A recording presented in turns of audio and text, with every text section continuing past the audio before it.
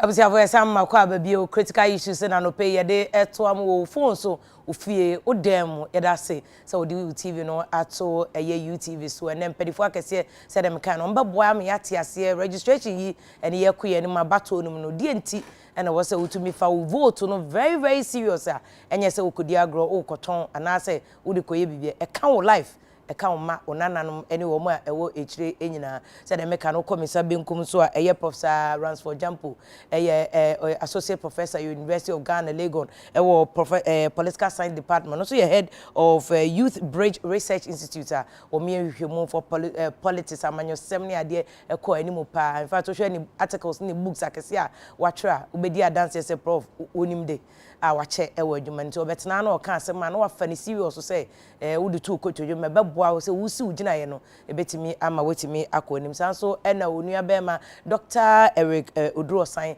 as your governance expert onim local governance structures and systems ni said ye adwuma ekọ efom nyina ono so ewo minifa eso mpedifo anope makwaba wo suya munya ye Pentecost for very interesting so Pentecost for ya there enko registration exercise no emuna for example me sha say flow so ewie data na easy e dey about bonten che say akoye about 16.6 million people and omacho omodin so process aba na ho man so obi a yawo ne second wo banana ade nya obetimi ka say successful say the easy kanana yo me that say voter registration I say me dey to right from the word go media na me nje ho I belong to that school of thought that said say the quest clamor for a new voters register na nka hu hia me come na bibia me gina na hwa na me gina me sesa amadwen ye and it was purely based on a principled position that I took oman yi mu ayewo no ase ye ne mu de enso ye said de wo ye to me ye nhihye ye bebre e de boa ye ho so oman nanso nhihye no yan ye kotena na ye hye a ye mfa nye adwuma na ya to egu are nti na me kasa nti a me kasa ne say voter register ya hyehyɛ sisi na near na wo ho no 2012 voter register biometric the first year biometric register was in 2012 now ye introduce SAR register no in an election year that was 2012 na year to abane one year SAR introduce SAR register no na bra introduce SAR register no in an election year no ede wontwi oyenne ni atete mbabo nduabo sekan twen ne tuo na asefo ebae nti emma oman no mu ye gidigidi beja in 2012 asem na make you na sa beja ye ne basabasa ye no eno na it provided the atmosphere for the conduct of the 2012 elections. Na 2012 elections no esa hinti na beba before antecedent to elections no eno na edidi swa na in 2013 we were ushered into an 8-month period of election petition.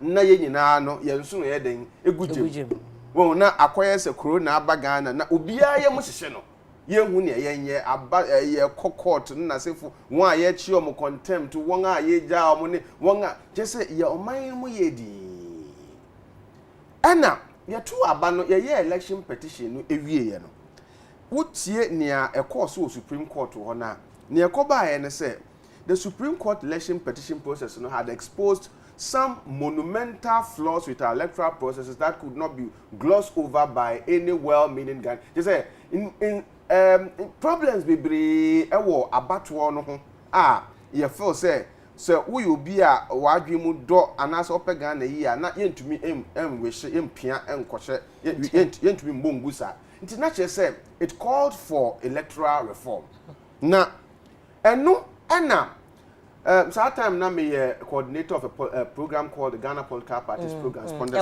by IE eno na ye wie abatwo no pe ena ye de political parties mpenimfo ni na ekukudam ye de omokogu voter hotel akosombo ene ye say ye kodwendwen proposals for electoral reform me ka be si asem so na first time ye de omokọ na omokọkwen MPP force NDC for the year, NDC force MPP for the year, and then yeah. That was 2012. 2012, Before I ever to Abani. Yeah, to Abani.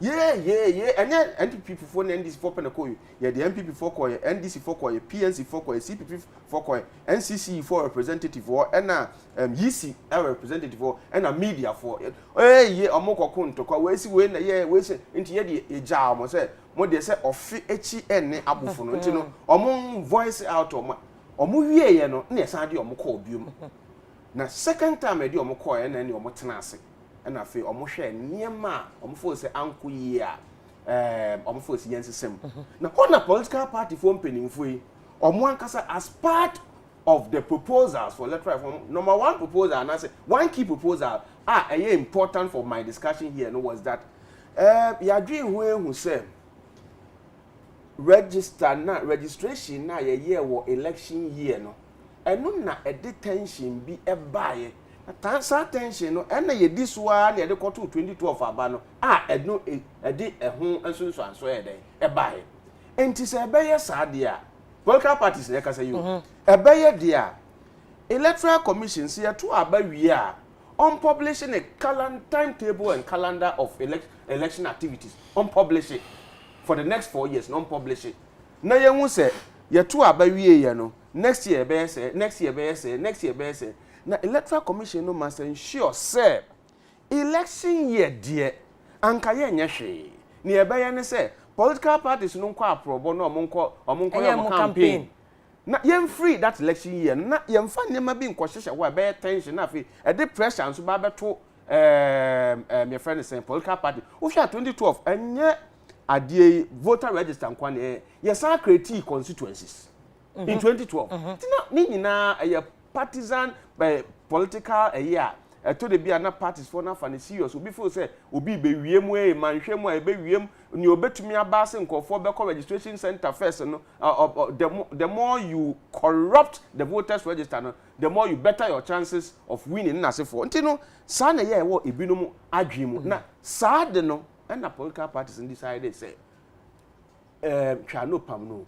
ma yenye any major election activity in an election year omo nyina agree me pacho omo nyina omo de omo sa share krata mi wie ye o de mi wie me kam asem de ye wo fufu ama no mo nkwan asem ne de ba enti ye yes a proposal yi and ye de omo de omo nsa share krata ase and the be proposal for electoral reform anche and na electoral commission invite proposals from various Afarijan, proposals from various civil society organizations and political parties and all Ghanaians. Say obi wo adwenkyere ebe ma ya electoral process a fine tune na emfa basa ye emma onfa mra.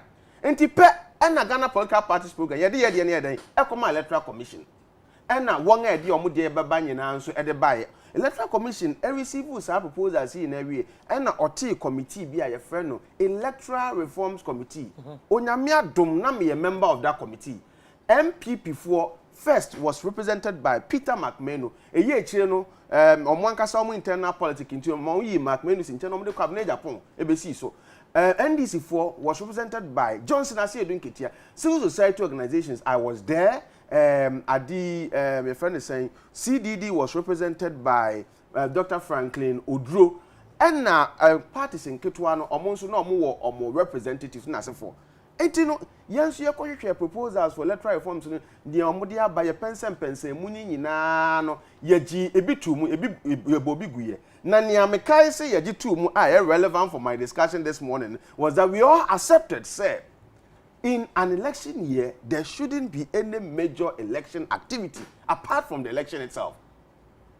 There shouldn't be any activity like voter registration. G2 movie any other come Afarijan. Afarijan and the commission for so etnase. Ena omonso omochro omo anu ye ebreying. Omo accept about 98% of the proposal, including the proposal not to engage in any serious election-related activity in an election year. Okay. And you see, go into our statute books. You see, that the reason why your constitution, as we saying, America for constitution, say, young emreni na proposals ne ashishe papa ni na yewo. Na your problem ne say the political elites no omuni mo de no omukọ no omukọ tenas no omudi omunsa hye nkrata ase a omuni so na omuni so what you ask inti no obi te say me na me a member of the electoral reforms committee me nim say ne ase edu nketia a copy of that report and the MPP for a copy of that report and the electoral commission for a copy of that report no so what catch them say yemfa sa proposal no nto nchen na all of a sudden yes to say yamwe we don't have any proposal like that yenye voters register me for instance by as a way it's by way of principle no me no enye den enya but prof me person obesi asem we so ma me yes sir issues we nyina ho but say I actually din na easy say I successful unyini say betimi aka say we were not in normal times because all changes are about easy until na sa proposal no although parties need G2 mu there but they had to break it because of changes about easy hierarchy no would that not be enough justification and that results na ba no and to me me say oh we dey ayi enti sa how ni nyina wo complaining about say ampa parties ni nyina G2 mu say but you feel justify we mpacho un say kasa na me penti na we introduction me answer na me fiance me respond to a question me kire o say me no na me ni nye ho voters register na na omo ye no fofo and still wani nye ho there be still a baby am gina say ya hye ade na yemfa nye adwuma de me kire listen me kire course we find political institutions near institutions are essentially about rules. Now, one, you see, the central argument of the institutional school of thought simply says that first of all, there should be rules. Number two, the rules should be well known. Number three, the rules should be implemented. Number four, the rules should be internalized, allowing the rules to be implemented to the point that they become part and parcel of the lives of the lives of so that rules. Obi a meche politics ya chiche emrasa na yemfa nye dwuma na me no esi ebia amanyofo na ebia ombetumi ahwe na omebuomani eguso ba me nya manyoni enti no mehwe a Ghana nti asese ye kan wasem enti ne edi kan no first of all na me ne omonya adwen afa ye mra say ade no sane omo ka say akoyi but prof homeso o homa me na me ko doc o na me sa bisan so oni omo ya adwen ana omo ya adwen asana ma me ma so na me so far dia ya cho 60 million ECC is successful oni omo ya adwen say is successful and also prof Jampo side be say ahyase ye kra no e dead on arrival dia ne nye enye ma me fa konya so enchia atifo omo da se am say eba edinchiro iso a me no easy constitution am on mandate to perform a particular function. Na constitution normally year adwuma. Me no kasa na say meeting your kan no nhihye wo ho ma ye nhihye. Na as a lawyer no, I'll look at it from the legal point of view. Say nhihye na omo ye no. Anye bia no did they make any provision say if you breach it and you are not able to operationalize it, can somebody take you on?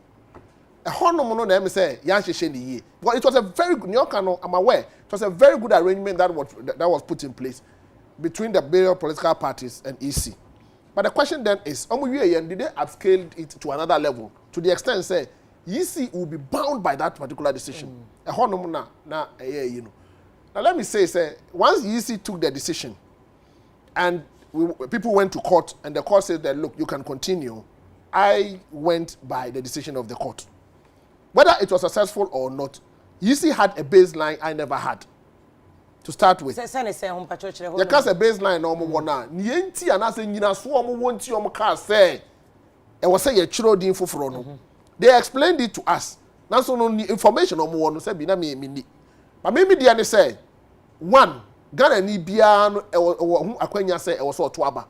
If this arrangement would disenfranchise any Ghanaian, no me ni omo nya adwen. Two, if this particular registration will lead to free, fair and transparent elections,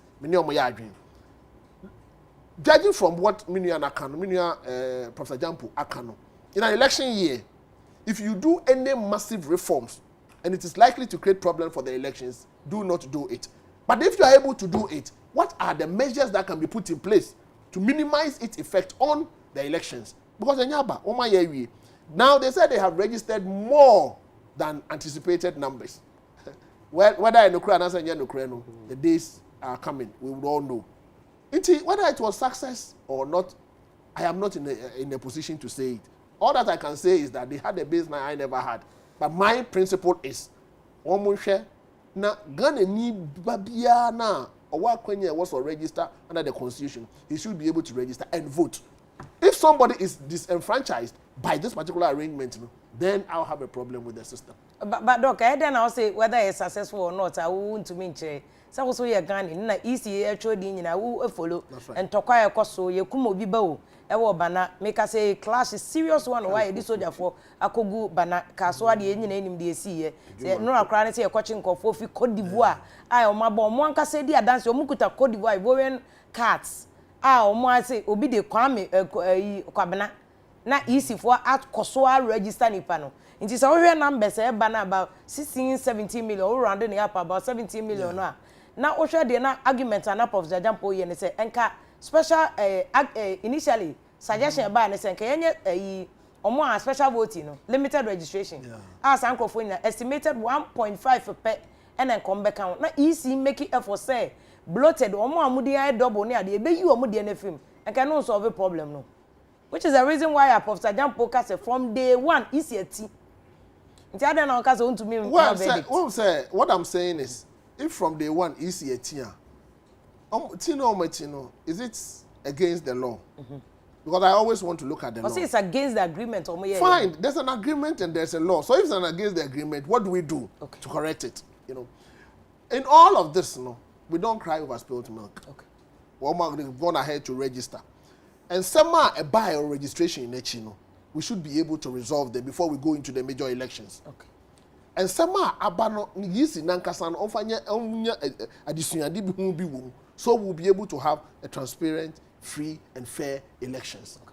So your cost, yes, and somebody see political parties in the also too omofu because a simple registration should not lead to all of this. And one say binum so be we be. But the code of conduct, code of ethics, and the because say the rules are too hot. So political parties no be way unye. Now say political party B is culpable.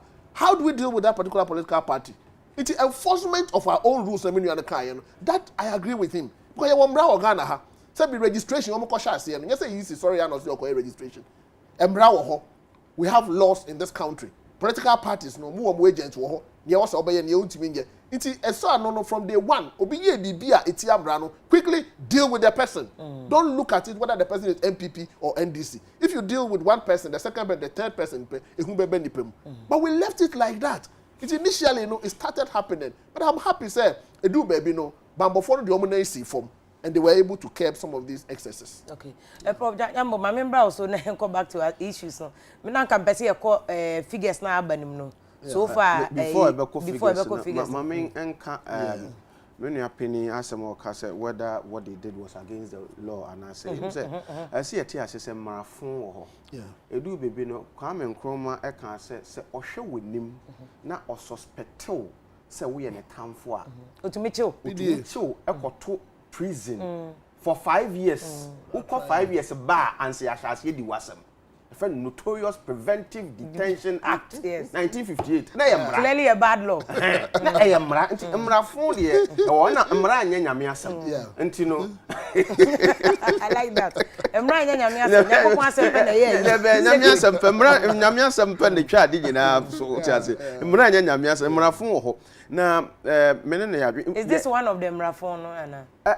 Oh, there be now me person me kase nya dibia na emraka ye beka se no nti yenti me ense se ye ka ho hwe bon enti no ye besre eto de bia na ke say a waste of time bon sir electoral reforms committee no ayi for the finding of activities na kase ke ko mu a ye de twa ye de ye niema ema Ghana development ke be enti ne ye beka akotena se na ya hye arrangement na ye mfa nye adwuma ye se ne ya say sikatwitwi de aye constitution review and so and na ye nim be edaho on say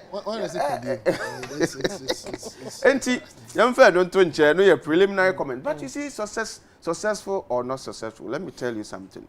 Jimen samna ye adwuma 14 years. Sama me no o si ni oboni tim so obeye bibia obeye na nkofo bibre na mo kan se mutia no na me maame no medi no ho adanse o kai a ye fa no say chair of the electoral commission. I was among the first to go around supporting and defending her appointment. So, oye nyamisuni ena fe so no ba ne edumaden a me na edumonna o da anajo 12 midnight 2 no afro se sa de anopa so yetumi ko eduma wo mra na yenware because anopa tutu enema bi abese se wokoye ene na sefo enti no ba ne eduma ye de a na eno de ontoto na se enti na minim se waka so obeye le de obeye no ho aye even though na me no me na nya adwen me support say ye but ye de na obeye enti no eme se mbiri bi me na wotena ha na ye ka se amanfo okra no ebia won besuru se covid enti no omonkontro en nasefo na esanse me hwehwe nsemu ansamedidi enti me wo se nkofo ko na afa numbers no koso me ne nkofo bebre akasa you see the success in getting the numbers on the voters roll is not an indication of voter turnout in the coming election. Okay. I the chair say, "Woni nkofo kasa, o nsem nkofo abetro mu din no." En chair so mo nyina beto aba. Mo nyina beto aba. Woni o mo kasa, em say identification no enwo hia ema Ghana fo bebre sen abato. Nti woni nkofo kasa almost oh yeah banka yeah identification so they see the voters register voter ID card as a credible source of identification inti nipa bebre wo omadwen say okay yen ko register say ne be ya ye benya identification na say e kina e ba say e beto aba na e de ato inti won say abato no to me no akoye mehwe senia nkofo bi e kasa na say ABI beto aba ABI ento na mom identification dey a key so that's one reason ama numbers no akoso na menije say statistically na Electoral Commission na or share between 50 million and 70 million Ghanaians now we're wondering whether they will get that numbers they've gotten it. It's something that is commendable. Adie ye fair ye fair as I said what can aye enya na nye ti no de omaya de be bia me what problem kakra no any the violence and the intimidation that went on em say nra me hwe video bi hu niam bia edwuma ko obi a ye de sekan em say edi sinity ama moja ontumi kasa kra ye video no kra ne kasa aye basabasa afi obi sana asemo a na okasa kasa basabasa en na sefo na eto de bia na ye apia kase minor incidents bi nipa ba ko pe no wuye nipa miensa bi pe no praye em say sa de ne de aboy ho safo from 1992 up to now the bain ye betumi aye ya to ya ba na ya tire edin ye beka say we de hwiensi mi ka asem kire won eto de bi omokọ we de say nipa miensa bi pe ni praye no enti enye hwe no bibi so omo say yo mo ene praye ana say eye ne ba ene praye na ne maame ana ne papa and Uncle Prior. Because nipa ba ko binti anya hwe. You see, in social and political theory, me chere level 400 second semester. There are two theories here me dey chere school for. Ba ko ye friend no liberalism. Ba ko bi so ye friend no communitarianism. Communitarianism no ene say we emphasize the interest of the group, the community over the interest of the individual. Enti no eto de bia under communitarian arrangement no eto de bia obehun se onipa ba ko mpo bewu na community no ayeden enyankwa yepe eno nti na berma ahor in gomua twenebu akodua no omode omo ho ayeden ebo afode mekunkum omo just for the sake of their community but that's your traditional political beliefs sana ye nti no ye believe nti no se yekum nipa ba ko na se nyankwa na chese nkenya hwe and so over liberalism talks about the inviolability of the single human right into uko amaya omo develop na omo ntanka community interest or communal interest they talk about the interest and the rights of the individual in this amaya no eto de bia se onipa ba kokora be hwe ne nkwa no eye big deal into uko America for wo de chi America nipa ba kofe nafa no koka edwemu the whole nation or the whole military apparatus of America will be descended on you just because of nipa bako now be bibiri mo yende nipa bako pe na no ho akemu amunya ne no nko aso owu a say nye hwe ne nasefo entwe yie enti no no se media no eye me analysis na me ka se onipa ba ko pekura ye de se kan atwa ne tirim ema ne kasa akura na se ubisa ne a no o se si aye no entweye na obi a obeka se onipa ba ko pe ne praye no me bisa ne se yo no ana praye na me ka je nse nko ana praye nti enye anka be oda na let's be progressing as a nation and inch closer to an arrangement that will ensure that some of these our political processes and registration of voting processes, we would ensure say they are devoid. There should be no basis for anybody to be injured or hurt. What do you say? And no adan chenya. Ya bompa ya sre security for a soldier for a police for any wonga ehwe bambo nsem so. And say, you see, they have an excellent opportunity to erase the derogatory but sometimes deserving perceptions that people have about them. Oh, amount for nyina for say the police for nyina aban beba so na the police for no omo ye aban no nko aban no command omo to do its bidding na say for. It may not be so.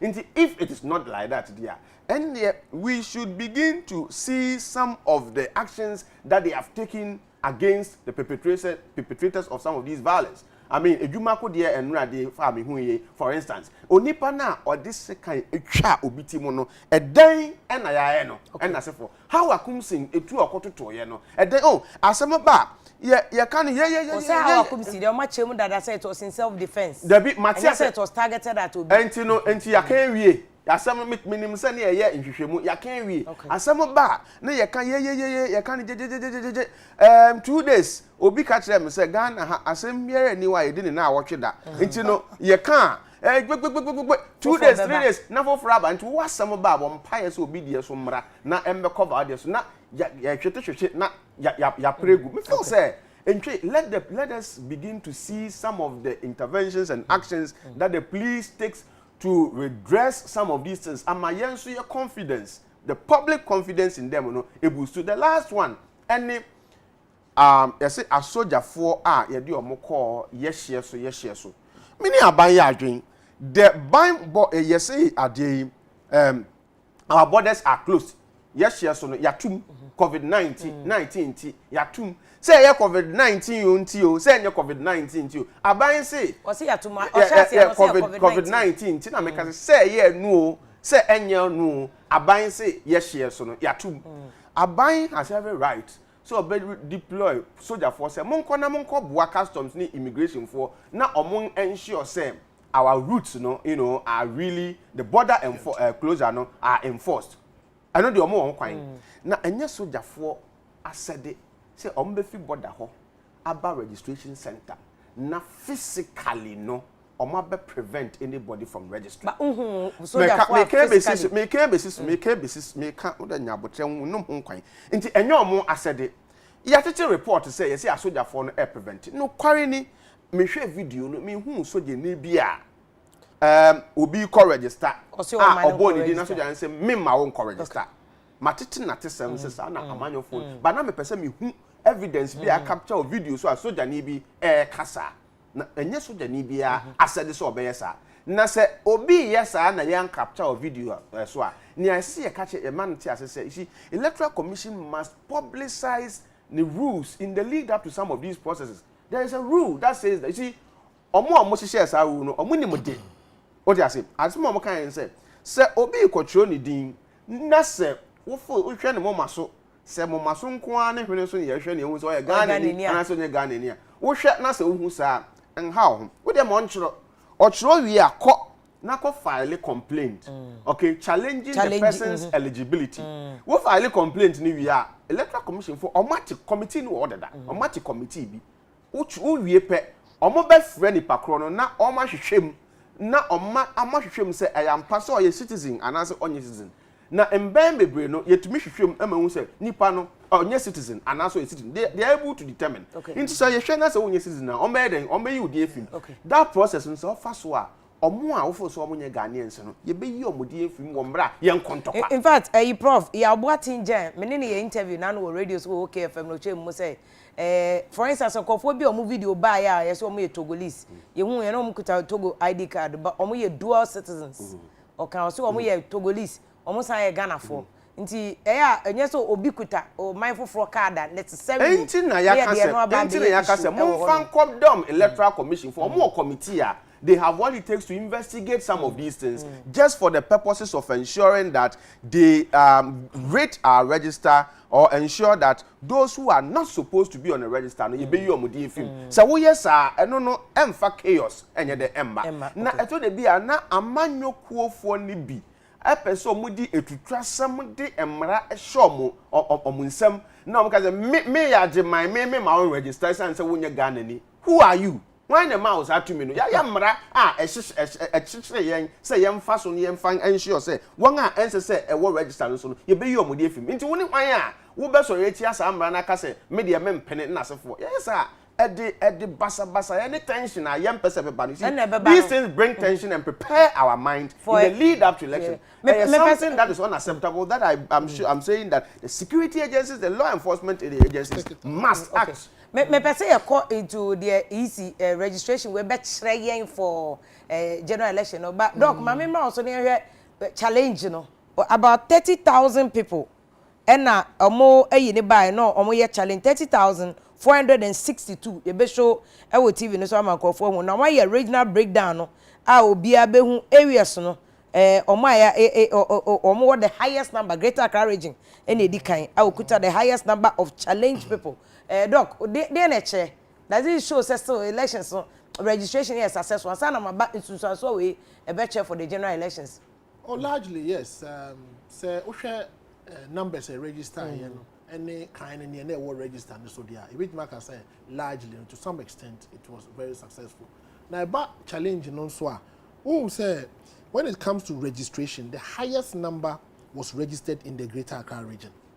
Inti enyanwa say one more challenge here no we have the highest number also coming from the Greater Accra region and now also Greater Accra region now sebi we have a number of enlightened people in the region and I have no headquarters ni nyina no be any mra no nti the slightest doubt no the person may want to apply the law nti I am not surprised say you were close to 5,000 or so stand to be corrected in the Greater Accra region. Yes, because Greater Accra region, no, one register. Greater Accra 5,302. Good. And one register 3.4 million.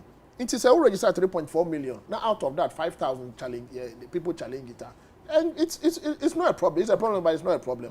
But we should be interested in the outcome of the challenge. Okay. We should be interested in the outcome of the challenge because what is the outcome? The way the challenge will be resolved will determine how we move on into the next elections. It's a honor was otherwise, I think it's not too much of a problem. Yes, when they are challenging, it means they are applying the rules. One more better not challenging, they should make sure that they are fair to all the parties, and that is it. Okay, you go back to numbers now. There are other map about the main almost 17. 16,663,699. The number is so one. Because ECC omoyi we cry the dance so omoyi bloated numbers so nipa na na ewom na no mo double registrations omudi wa ha bi wa ha omoyi ni nyina fim no ohwa numbers no krese omoyi de na ma bloated na fim. Well say omoyi and they mean to me can't tell and it's difficult for me to tell. Because first no there no unsa definitely nipa ewu no edi you know so but me na nya me wanwa because we share as some statistical service about projected population now share the age bracket now 16 million 17 million and I am not surprised about it at all. But how about share regional breakdown of the numbers now various regions nipa dodo woman who say initially ebeye manson say your suppressive votes in be areas be voter region any other areas some say NDC stronghold share breakdown for instance Greater Accra region Ashanti region numbers which they say your suppressive votes view baby or the projection no the last registration any percentage of population growth nika ho a ebi move vote every man na ya say no so uhwemo statistically no just there is no suppression in my view because share senka land size nkwan ye de kasa de a any northern region 278,000 ka say more than Greater Accra there. Okay. And uhwe mu a voter region say ya chem ye wo oti and ye wo the voter region proper. Previously no now there were more than 1 million. Okay. There were more than 1 million. But a handsome won't mean so kasa ya suppress because no nim ni pay wu se bi. And say so the bomb a new 1 million no. Who the bomb abro 1 million. Who the bomb abro 920,000 and 340. 900 okay abro 1 about 1.2. Now say about 1.2 krana ebro. But obi also ntimi nka say ya suppress because unim nipa a wo mo ewu. And as I say no regions no so echiche mu no am e bia kodi baby no. But it is a analysis no dey a yen hwe the quantum and as the total numbers say 17 million as against the projected population and then the age bracket for 18 and above. So if it fits into it, yeah, that is fine. There is also this discussion about political party stronghold. But I don't know a party for us. They will have to deal with it. We as Ghanaians, we should make sure say every Ghanaian is captured here. But my worry here is about the land size and the number of people there who may be voting for an MP. Okay, nipa dodo what regions no? That is my point. Northern regions. The northern region 278,746. Would they compare Greater Accra 3.4 million? Now, Greater Accra so asase Kitwe now share the constituencies, no, the number of MPs in the Greater Accra region and the number of MPs in the northern region. Which means we bet me winning with a certain number of from the northern region. So, Greater Accra region are going to be winning. Okay. You know, so. It's also unfair, no, it is unfair when it comes to development. It's unfair because what it then means is, say MPs share common fund the HR. Greater Accra, a small land size, you know, with a larger number of MPs, you know, maybe almost 100 MPs now, they'll get more resources than those in the northern region now. Almost land size, no, so almost smaller number of MPs. It's a northern region where MPs bear 5. I look at the land size. Yeah, channel be 10 million now. 5 no, we be 50 million. Greater Accra, smaller land size, we about 100 MPs. We be about 100 million. So 100 million resources goes to a smaller area, and then little resources go to a bigger area. But say little area no so nipa no doors on one crime. Eche nipa be a northern region, and other places, Ashanti region, and BSA. And how did he say? Ebra so say a change formula no a. Yadetete constituencies. In fact, Emra so say also a change, and Emra so say we have to refocus our development agenda. Okay. Because development agenda, no, if we are looking at physical development as part of our development agenda, then the land size must matter. Because MPs no go honoma, we share baby and constituency fee, any baby you could do. Just say sikana edi mano no, and I say just put you na bed and send you know, so that is where my problem is. Into the government, Ghana's development policy and our political development must be refocused to ensure that at least the Shemwa land size will balance the number of people in a particular area who qualify to vote, as well as the MPs. We have a very, very interesting angle now, and I think on another, either say a 2 baby and now, I was say, elections now, you will see a call way more into details near because any enough of jump, okay, I talk about, but what they are about to do, I have to 2 year development, you cost only anyone, and shut that, she has a. Dudu ayato about this is going to be about to a total soon, but young cost one year develop you know, and to say they are about on it. But a dog, way a shall be 2020 elections now. Wait, say a do 2020 election, Ghana for Beba Bonting, you be serious. But quickly, so betting make a be about challenge numbers no one 30,000. You check Ghana, you know, about 30,000 people and no more registration here challenge. Map no what TV no so no. Okay. And young one editor say, Usha challenge now as border towns, no border towns now, and a door so far because Usha voter region say a door so far 3,000 and over western north Honolulu 1,000 border towns, no Greater Accra there na Kebe, but then it is in line with the number of people that register and the fact that Greater Accra no one more school no edu actually no edo so wa ha and ha no obi abeso de bra no eye adwuma nti mi mpo de na me expect say ebedo so asensa ade na me ka say ebedo so asensa one more guarantee ye no one more guarantee ye 37.7% those who registered by guarantors now a honomo no and a challenge no so edeba no nti I think we will have to make do with it. How we resolve these challenges will tell us whether we are making progress or not. one better challenge in this one. They should dispose of it in such a way that all parties will be happy. Okay, but we actually anything for 2020 elections now. Total number of NIPA on my register challenge ones. Ne, Osha regional breakdown now can say affect development. Am I any indication of say the 2020 bayana? Oh yes, we will be a wedi Ghana amanyo sem echi kakra.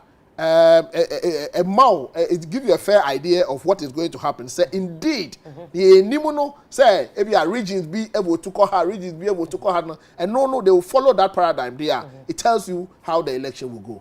How will the election go? Oh no, it is clear. The statistics are clear. It will tell you, say indeed. Well, I don't want to predict, but from my experience, the way the distribution is, if indeed the way certain regions have voted in the past that we know, they are going to vote along those lines now, it is clear about how the elections will go. I don't go further than that, but those who analyze it will know. It is clear how the elections will go. It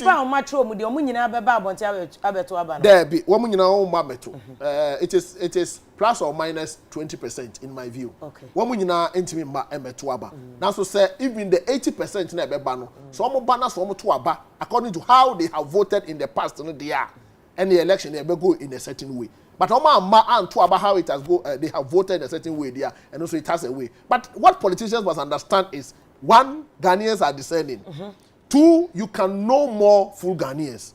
Three, manifestos now are almost demand. Say be more Ghana for Ghanaians are reading the manifestos. They are reading and they are holding them to it.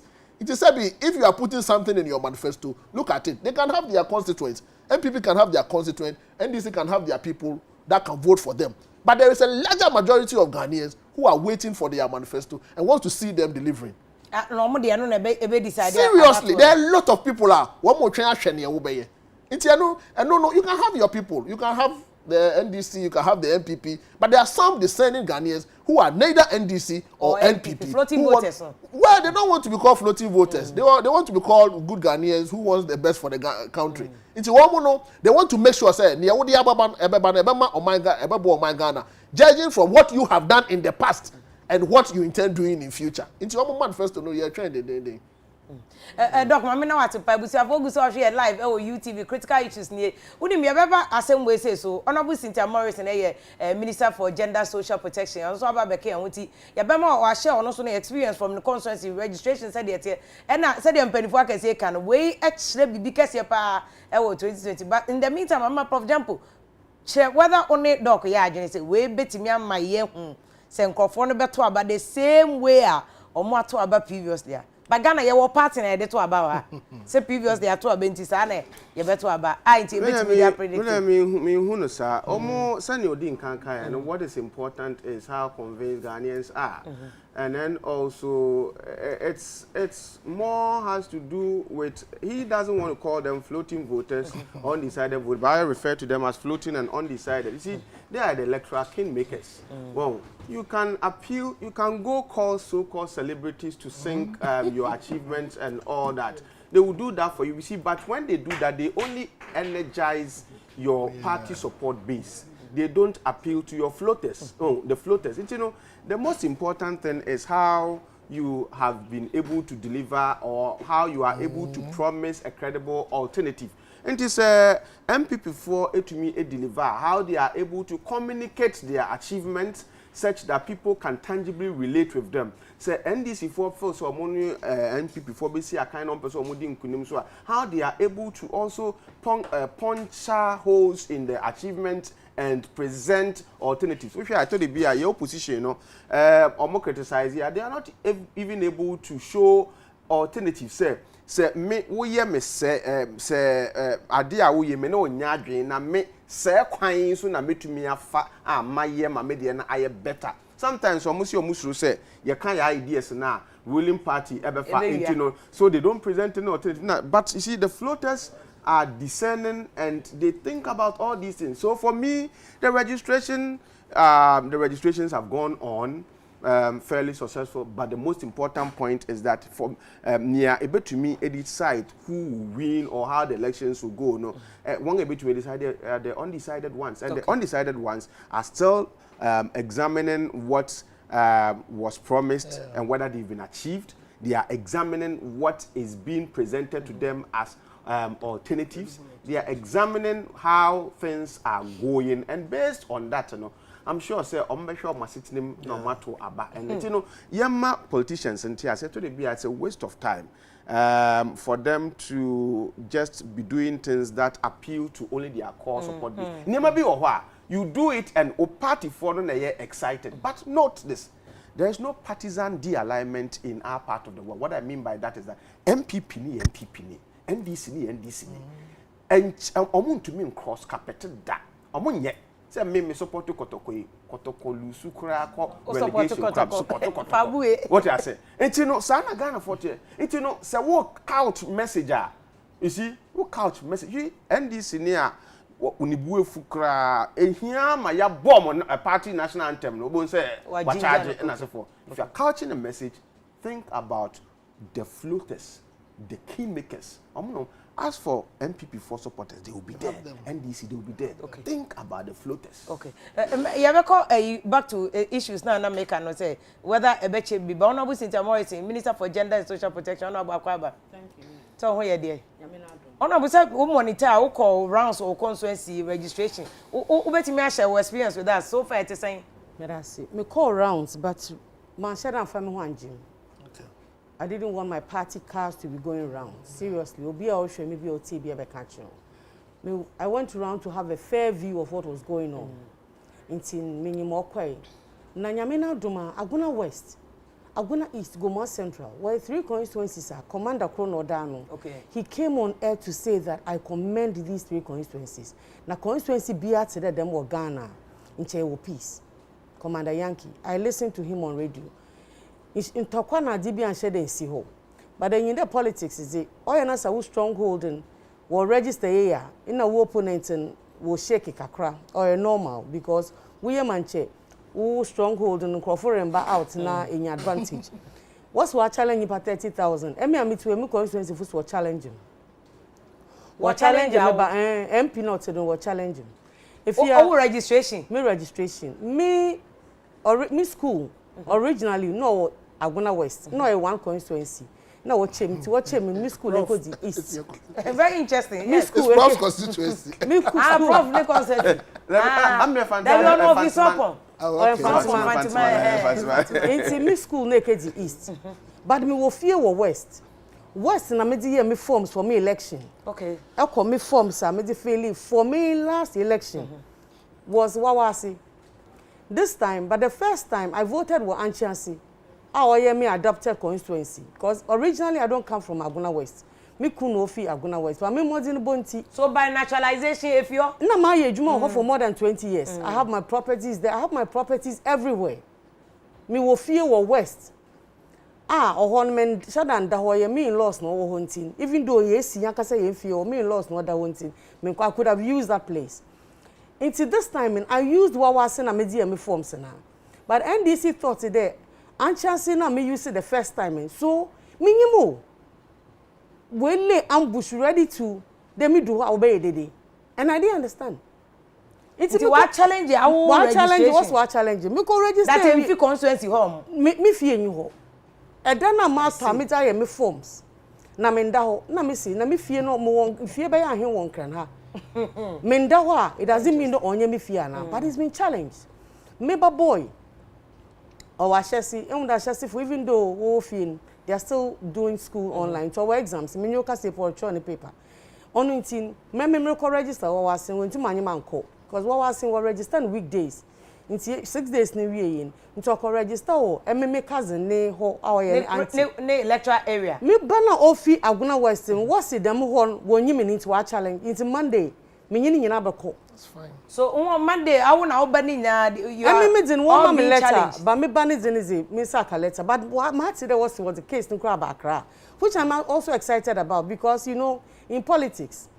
You need some of these things to give you some leverage. I want them to go ahead and the sitting MP is being challenged. So 30,000. Very interesting. Very interesting. From them, any comment I was saying. sitting MP are challenging no, but I can't. What the would you write to say about contest too? No, but there's an NDC candidate. He is not an MP. He is not an MP. He's a candidate. Yes, a candidate. We are following the process. So follow the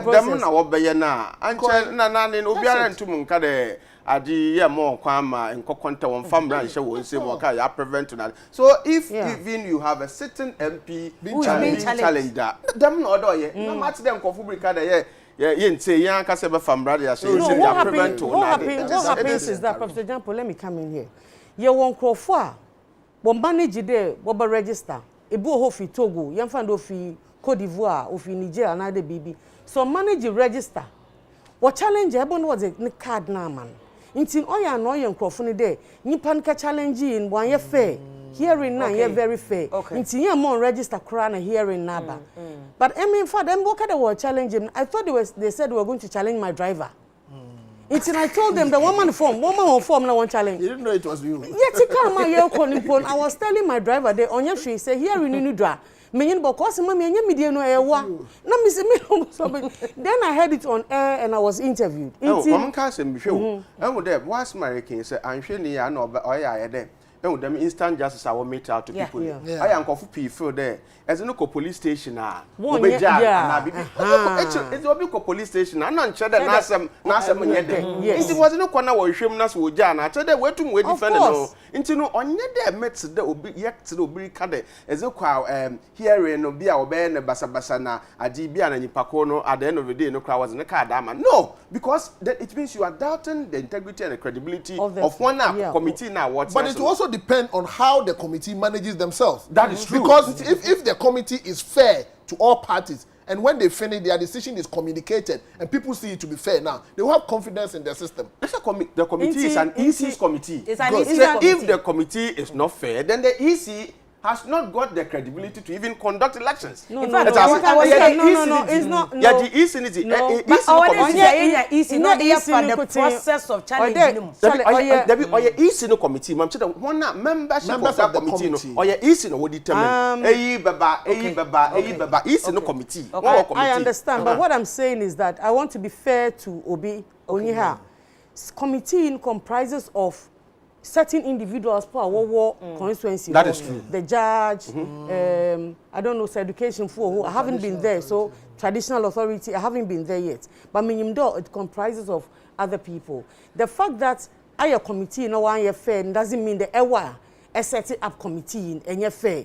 Ebi a wa gentleman and pepper judge nya wona wo yi judge o krom one was ma enyim judge na adwen judge na edwuma na obe chedo ye fair na onye fair nta han putting to say the EC na edwuma I don't want to yet na me dey can some there say e ka che committee no wonye fair na me chere na me pa chere say ka the committee nye fair na chere pede ma all institute committee because the committee is not an independent committee itself.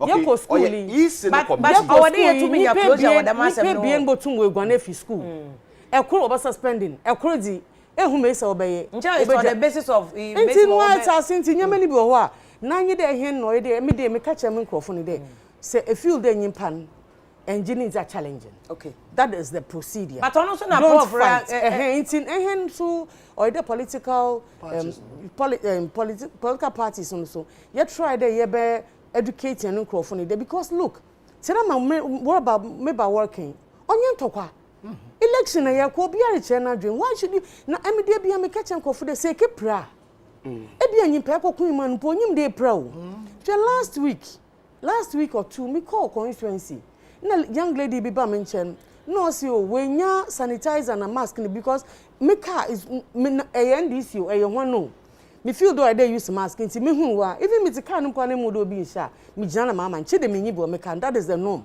Mama nkrofo aba produce bi amam na me tobi na me che tigira ne ba me che no so na bo me kan nkrofo na wo campaign ta yenya accident no ho menyim do onya accident po abra me me campaign na me say no so me sister nyina me so kemre kwa akra me ba mamo afra wa ba nti ebotum ebotum ewu amobi a enhun owom do your parties but ye me kare ye nkwa not physical fight ye try dey ye be You better protect what belongs to us, but not ideology to fight and maim ourselves. No. Okay. Until you not the banana, we've all condemned it. In fact, Prof, before a bay, na Prof, na doc, nyaka de, them gidi banana case no wokum young man na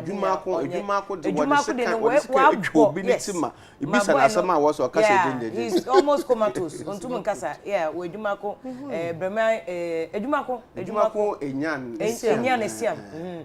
Enti Ebusafo Oguso out here live, UTV, so critical issues and a day abroad. Yabako, I share other issues. For instance, a Professor Hoy book here or they buy ahead of 2020 elections. So say I hear registration and in so Benya and honorable Kase or no crown constituency a sitting MP. And yet the 40 divided constituency though, you are challenging. You hear easy, Yama Miss Obia, no ache processor easy film, say a challenge you be membership nina. We need that clarification from EC for said by better and Simbia Senafe, Yako and Krana, it's a said or Matthias free. More try SHS and software. Now and software no a point floaty. Ya mama wie mu a mosomo ntiase utumi fa video what the president attempt ke kan wesa ona na wa papa untumi kran kan che no aka de ache o man pani nimpo GS atwe o maso nkofo bebesi we de ebrosa said na Prof Jampo ka no ebinum aye bone akese eye bana de besi ne ye prosecute obi a ye nyina wo hanu na sitting MP o man pani na adu ninua JB ewu ye besi na ye nhada nchi ni papa pa bia brantie Tedita bisani tiru ntro kan ye sheda so justice justice and convoke whether it is fair say nkora akwa kodi atem ketu nkora bi okra we a ye ka say am mo ntro exams kwa na depression abam fair na comfort say after the gba many other people actual article say asotwe na ye dey ma nkora no e be se nkola ni da che be ya ye ntia nkola ne keke na ye nko ye nim ye koso abusafo guso ahwe live ewo UTV so ye twen ye ma me Sylvia no ne na twetwe nkomo no ache ayi challenge process no ne ye hu ni nyina ye nko prof book num ene issues e ba na obeka ya Professor Jampo ni dog e kan asem bi say me politicians endi or the same celebrities num ni ade achi ye wo campaign throw manifesto na floating voters bi on ma na no Afro barometer research by HS me about 17-19%. Sankofo nyina fei e no mbesi wo mugina he. To this koma celebrities. Me sha say me ma preamble bi. President Rollins Abreso, Yeram Pedu ma me doknum nyina they went to associate themselves with them. Edu baby ananado over 2008. Ye ma me Grace Omabo onu say ni nua bema ene nanado oya chenko onu bremu. Onu say afedi odna dwene ankasa be ye adwuma ye de ope. Yehu President Kufuor de 2007-2008 musicians kwabna mo ne ade plus nyina so om nyina no mo en kofani endorse we na de ende enei a plus on so I follow out to me che na dwene President Mahama eba esa no kofo na JDM girls for Mahama boys for Mahama den kofo for say campaign money aba to om nyina akoye bibi to represent something and collect something enei san kofo e bi ka say form of nana we a politician said the Professor Jampo nomne doc aka no amoni ada ye behwe nsusuaso edi 2020 doc mpacho menya wadwenche wo eno ho ana 2020 in view of Professor Hoy book here watcho ne issues abai wo mse nkofo bebe a challenge ebi kwa so mo de be court for defamation ne misrepresentation be affect NDC ana me nkasa be affect NDC as I say we share the book now watcho na dwen na watch experience on President Rollins enya no what document. Those who have issues, they can go to court if they want to. My kind of book no. Now share my kind of book. No share a review book now. Now any one more story and you maybe woman now. It is you the individual fighting your case. Then you many one more kind say no cry. You can also document your version or go to court. But media, the timing is where I have the problem. Because the current vice presidential candidate was the one who reviewed. She was also part of the people who reviewed the book.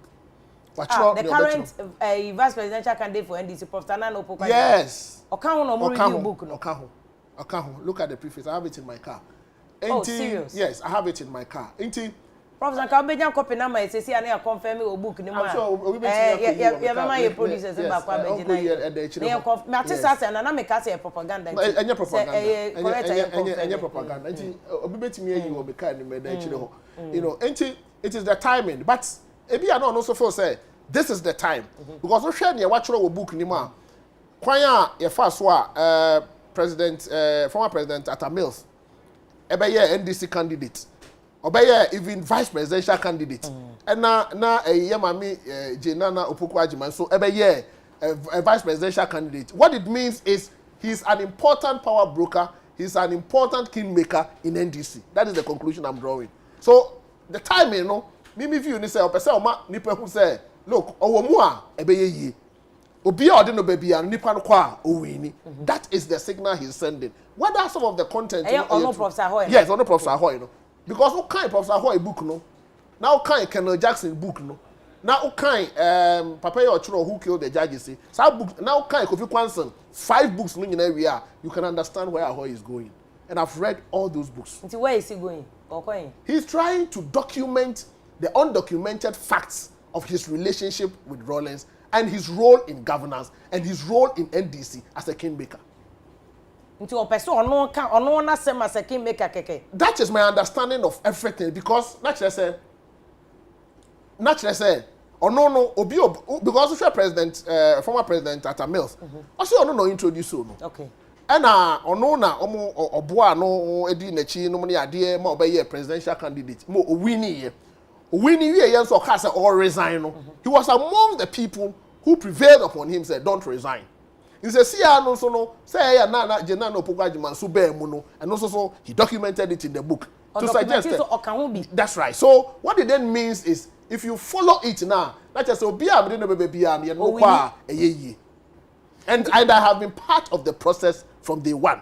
It is when he documented his role in 1981, 1982 with Rawlings, transition from PNDC to NDC. You know, or part that was say from day one, I was part of the process and I understand the politics of Ghana. I mean, so anybody who will come, try to understand this, that these are the power brokers within the party. Okay. This is where I don't affecting NDC 2020 chances. No, I don't understand why they are saying that, but me, from where I sit, you know, he published the book with a positive understanding or positive intention. Say, I am a kingmaker. I have brought this person, and I know she will make it. That is my understanding. Yeah, why do you have an issue with the timing? The timing is say, I think he should not have brought the book now and go sort of train. So my minute to me, now but then it confirms your case. Okay. Okay. So whether it will affect NDC or not is another matter. Okay. But almost internal at the end I start Asha you know. So we said he didn't recruit me to go and then insult this person. He didn't use me in this direction. I wasn't an ambassador under this, you know. And no a basic facts are he should have checked. And no, you leave it to the individuals to deal with it. You can go to court on that matter. But this will not push him to withdraw the books from the shelf. No way. Okay. Once I watch a book, it is in the system. He wants to prove a point that he has a stake in Ghana's politics as far as NDC and PNDC is concerned. He is a kingmaker and he is a powerful person within NDC. Okay, Prof. Jampo, my member also because in Conformity was school of thought to be said, I say, NDC abuses central region. Meaning Conformity be a casa or Macasa, free first saying, Aka Central, Prof. Central, Emisata Central, Jenano Pokua Jiman Central, Battle Trade Development, NDC shut down fan core Central, sir. In fact, many are watching the former national organizer of NDC, a castle, so on, they are not on supported central region, sir. Because what you say, the BN NDC are central, but votes are no, only say, Omo minimum, Omo try other swing regions, to say Bono, Ahafo, Western North, any other areas, but Omo fan on the full support or their cottage, but I shall send it, na Hong Kong, Obi abuses central region, and I generally views about book no. Book no dear no crane men kind and no me imagine some Kotobia kind say or brem compliment copy bro making kind but me say baby an uncle for me first uncle for a can about time and been your penny our can be say be or can say meet here Jerry Rollins because now say Sadia na and a man for before said the timing may be wrong as in Abia there's a time you want to bring Jerry Rollins on board. Now, I can't seem be only say a horror no money Rollins in Temorana and Shadam Fe. Until no say, Senia, many penny cane, say a Adibia, a horror and passer or they institutionalized and who say or no important power broker. Not just say, a Yakoya said, then no person can't seem be ma Rollins and also first Rollins and so forth say, well, they've been slighted into then they would want to take a backstage. and I said if it's true say Jino Pokua Jima a review book or no and what in same woman Katia Rollins there, then indirectly people think that you are trying to push the Rollinses away and then to consolidate yourself around power holders and so forth. And when they be anchor for the time may be wrong, but generally I've not read the book, so I'm not able to properly subject it to critical scrutiny vis-a-vis other historical accounts of Ghana's political history since 1992. But when you say there be no can say around this time, Nanka was a Mahama campaign you focus targeted on in baby or 2020. Nanya sa brain na wasa yako pattern to party. Yes sir. Minimum na dream, minimum kasa, minimum na dream tia or the book no by this time. But it could also be a campaign strategy to keep some people away and to bring some people on board. It may be a strategy. A strategy there one positives and negatives na so for. But you see, until I'm able to scrutinize the book, person may dwell much on what people are saying about it. But the other bit we were talking about central region, whether it's being abused or not. I think my region there. No, you cry who? Any Kingmaker, so you know, Obi Abahwa, my name, Mumsani, I walk in terms of development. National service, a Kumfi, Kumpuano Catholic primary. Now, a choir and a faso, one and not those days, you need part 12, a fat taxi, a bit now bonnet to so and then as for. Now, it can't improve to our what politicians. A clamor for the central region, particularly the NDC, Senia, what kind of more appointments of who become running mate, the central region is a deciding factor, and as for we share in Puntuo the alcohol vis-a-vis the interest that they've shown there. It's a complete mismatch. Until the central region, who he had there, and yes, Omunya to me, develop that region because yes, I naturally say. Then they would one day also get up and tell you that enough is enough. As they themselves have said, the central region people, they are always discerning and their vote is not on autopilot. Yeah. And I'm telling them that fanciful, the central region for Wabanu abafa wa running mate na fi wabafa fa wa presidential candidate if year region na say wo ma mpuntu mba region na o de etum ka kire ho mo ntu won na see region bi wonko be before no wonko hwe. But it's important that you see development is equitably distributed. Wow. But I think historically na meye hu say bebi a candidate bi fi na bebi a wo candidate na to de bi a anase nipako no be ditumi a to the beer or mumpuntu baby of you know, mumpuntu ekechi from Kwame Nkrumah time up to now. Just sana ekoyaye. Being so na kwese. Ufi wonti. Se woko ye bibia nkofo na odi koku, modi koku mte na they develop a certain kind of cool fit. But some beye ni nyina na bia come original. Before say anka ebeye ntino development should be equitably and evenly distributed. Not making sure say, oh yeah, no ma inka kum kakra, it will be a woofy. Okay. Honorable, what's all region? The central region. Nkofu take advantage of central region. And our central region is the bona fide Kingmakers region. Central region, dear home. On the whole education share since Nyansa for. Until for president to hold, for vice. Last year, a for now article about the education started.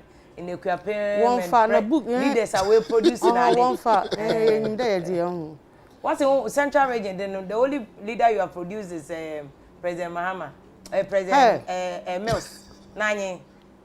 Nine, but they have written. We produce also. If central region, produce vice president. Central region. You vice president. The vice president want for you and brain. Just today, na. She the baby quiet. So hope the man go. In fact, book and men canning. Mammy, you know me why? I mean, my bed and back coming from one some. And this is a walking. So I'm cool. Me and Pancho over boys, babies with sharp teeth here walking ya. One hama. Emmy, one book and men can. No crying, say, see, I credit him, cry men can. Maybe I'm at the bottom one now. Maybe me, let's more strategy be able to make use, sir. Me here and this one book for me strategy. Dabby. Nemum, no crying, me shut down here ungrateful. Say, I am Papa Nema, Monsieur, forever I'll be grateful to you. I am Madame Washim Crana, I it comes naturally. Think of Bema was a. Into I would do Jamon Carneba, can I see this person? Meaning I are close down. Why did the master me and see? In there wouldn't have been seen them. I'm see. Mammy, who must I am part of Professor Ahoy.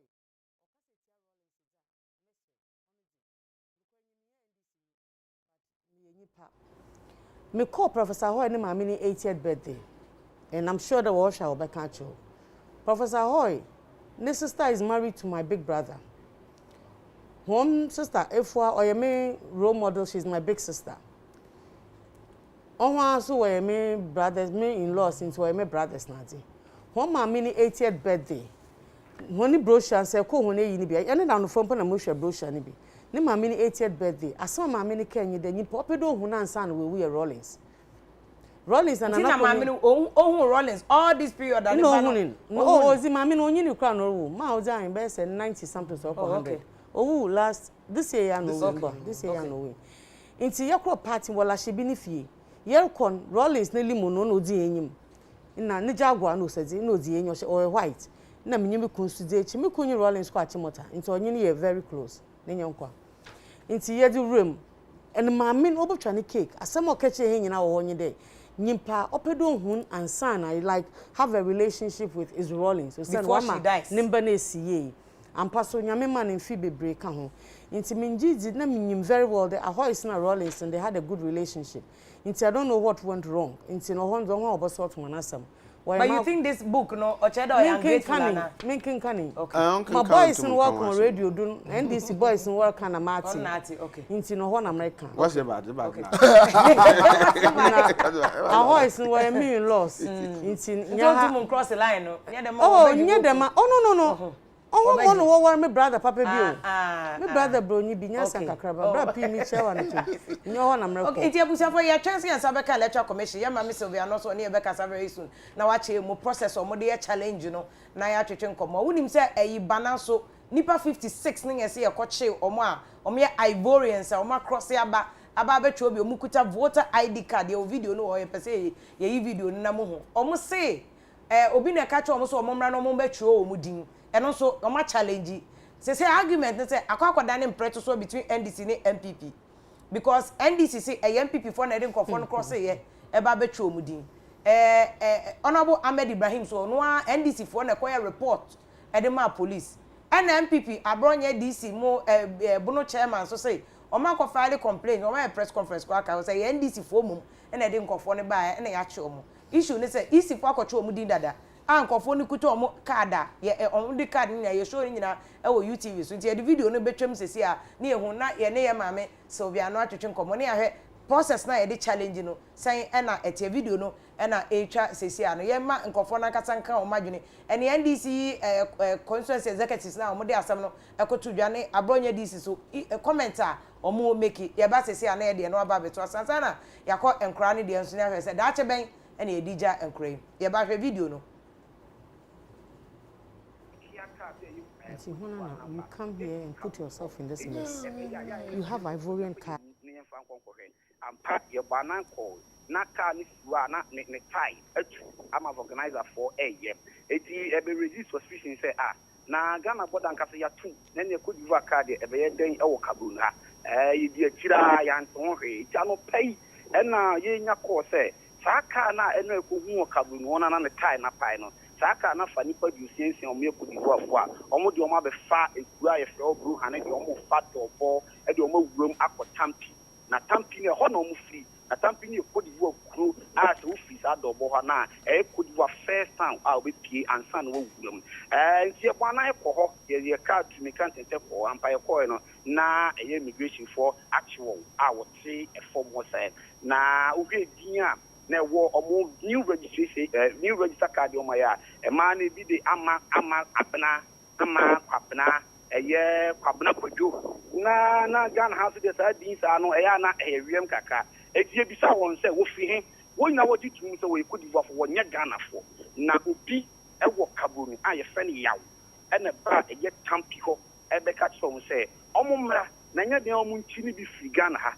e ti se omo amenya sa card ni bia omo nchi na wo Ghana ha no wo mu ntumi ma no ma ba be sra omo enti ono a ya kro no e de card ba ono ane driver be di ano wo ho na omafo sa car no omapa Ghana eji afa border so ya tum my any driver na kasa ono so kire se omu di be 2 days wura mu a wo eye bush di mu a no mu di pie kabu ho so mu be pie kabu no ya kro no pe baby e di omu share egu mu omu we dey mami mrem kakra mesre wo hwe card ya wa wuyi ni TV so akire ye obi di de kwabena kwame kwaku kwami enti wo so register electoral commission officers no omo so omo anhu se we raise questions se Ghana ha kwame kwabena de na obi de kwame kwabena what be da to omo anhu no so register mo na house number ben omo de register eno ni ade a me bisa wo mo na ye bisa abaya baako e ma bisa nse no call electoral commission ho no e dey question eno omo bisa no ana so omo bisa ni din eno a ne se omo ye ma no na guarantee ba William Pacho we busa easy for no a omo register say eye den no mutumi register sa data we say udin de say udi edi kan form no so no your first name your surname eden no bi surname ye kwabena ne first name ye kwaku enti omo easy for no enhwehwe wo maso senti we wo ma hunu no omo tro din no ana bi busa say house number ben ye je house number enti house number ben mother's name father's name omo nya ne he a omo easy for no register ye omo nya ne he Afia ana make say eye enra ene ye hu ka no na e resist suspicion say Cote d'Ivoire funi abakuru na yamfa yani enhu wo mo eti eye edin no ni ade no obisa wo mo say ne papa de kwabena ne maame di abena there be Willie won na ye problem no enye enkrofo no ma register no emra ne de onim say obi enye den a nipa bone fo babam but na EC officers say wo so mani down ti EC officers no a wo mo gitu bu so obi ne first name ye kwaku ne surname ye kwabena no into wo mo so wo mo te Ghana obi surname de kwabena Afia wo say enra any registration exercise ni see and to say na ya ba ya be hu say no I na o say e bo anan e bo EC office ni e bi so mo say so wan mo krampo na register tin ye abena kwabena wo Ghana you nim say the first name and second the surname no kwa no and tally sa Willie Yasewa pedestrian director of EC Mayen na yem per regional EC boss ne ne nkasa because we dey enye nkrofo ne be blame wo mo eyo mo EC fo no a sabe o mani da o mako trainee magisika musika maya nka manu dam ana central for meka bi ma na mo ma register obi a ne di ne first name de kwaku ne surname de kwabena what e wo Ghana ha omo de wo se ebuso omo question ti Mr. Pedestrian Director of Electoral Commission me because nipa no a odo omo ba ndi o say according to report o say omo am register omo ntumi mesra omu nti enya ade money o but omo breach law no de but ono EC official na nka wo so ono check say obey the right to follow emra no obi si ni say name de kwabna no register no ne ma me din say o say ne papa din say o ma register no ono na wo say emra ni di nti Mr. wa pe district director no ene regional boss ma ye ne nkasa pa nti say kwofo no mo en fesi ade omo wodobo immigration officers no e wo mo ho o ma ji wo mo nyina card ni na e zo kita Cote d'Ivoire card no ma ji Ghana card no mo di account ya free no mo de be o me fam na so e di immigration commander ba ku bi so ba ku say eti wo ya we sa dia wo ye wo tumi akọ prison mo di tumi say ani onim so betumi akọ na nipa ne ba no nipa na se wo be ka che o mo nse o di o mo mra o mo ba card ndi enye den a o betumi aden asa afom no ma sa akọ so o mo mra no mo meye okay eni emra na afa o mo kasa mako police station call lodge complain ama boy ba ko threaten me say o ba assault me ni nyina no ma make complain be ama ye chita for ka say ko mo kwa tweka no e de be si police station say police for ntimi ko tweka no e fa me si police station a ombo kwa de kwa tweka no ama commander wo ha no district commander ne ka say ye nya abotere na omo be hwe asiesie bibia na wo so de minim say okita foreign car e de urama oje nkrata ana o de to nchen a covid-19 abai o free country bia e uramu Ghana e say edu kosie na wotwemienu ansana ya mo wawuram enti so obi atima free Ivory Coast awa onim so wa free Ivory Coast awuram no aba timanya kokoduro aba pake ne ka na ya fana nkosie for 2 weeks na ya jano amana akodikiw mu abra Ghana fo so edikiw nu bi na ya ncheke hwe sabi kra mo sakra mo sanitize na je say ya koya na say bae nti ya pese wiase nyinaa hu de ekoso ewo banda na ndokre wum no eba abonten security for ewo banda district no military immigration ni nyinaa no omasa de baako a enti a ye wo kwan mo wo saa district ni se omde asundue beba na de edikan no se obi otigan na saase so eba betwe ni din a soja ni timi kwam no ema ne free babi oba betwe ni din no na se de on free Ghana ena eba betwe ni din no immigration for timi jaano mane ba military for timi jaano mane ba police for timi jaano mane ba no so onko training din wo registration center abra ye kra ye ben omo no yetimi hu se ampa omo ya avoidance Ghana kasa ba kokra ni ho a omo te ana babi omo koso ye no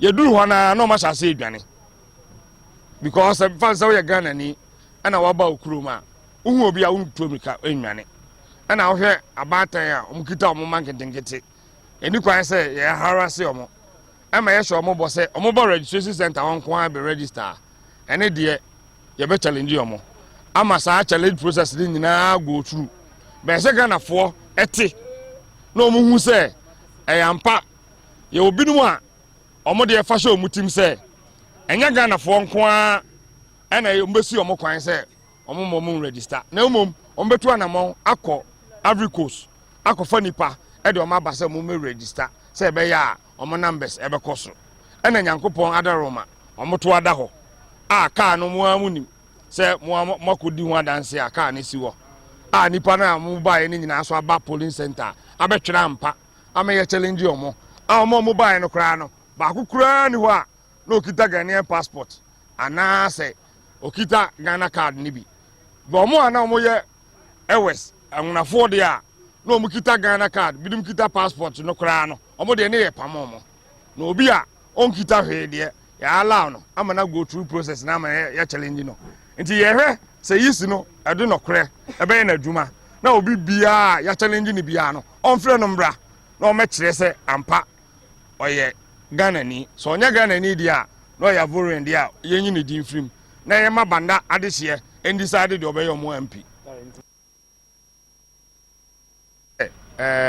security for ewo banda district no military immigration ni nyina no omasa de baako a enti a ye wo kwan mo wo saa district ni se omde asundue beba na de edikan no se obi otigan na saase so eba betwe ni din a soja ni timi kwam no ema ne free babi oba betwe ni din no na se de on free Ghana ena eba betwe ni din no immigration for timi jaano mane ba military for timi jaano mane ba Ebutia for mamenka obi o say here live UTV so ye hwe ye beba call 2020 elections in mama ya hwe book no ho asem ya hwe registration process na so far nipa almost 17 million and ya twa omudin nti mamenka obi o so ogu so here live critical issues so UTV and ne mpanifo akasi atanse ya hwe DNA nsusu so we betimi anya ye 2020 general elections na Ghana e de ho kwa akoshe parliamentary and presidential elections but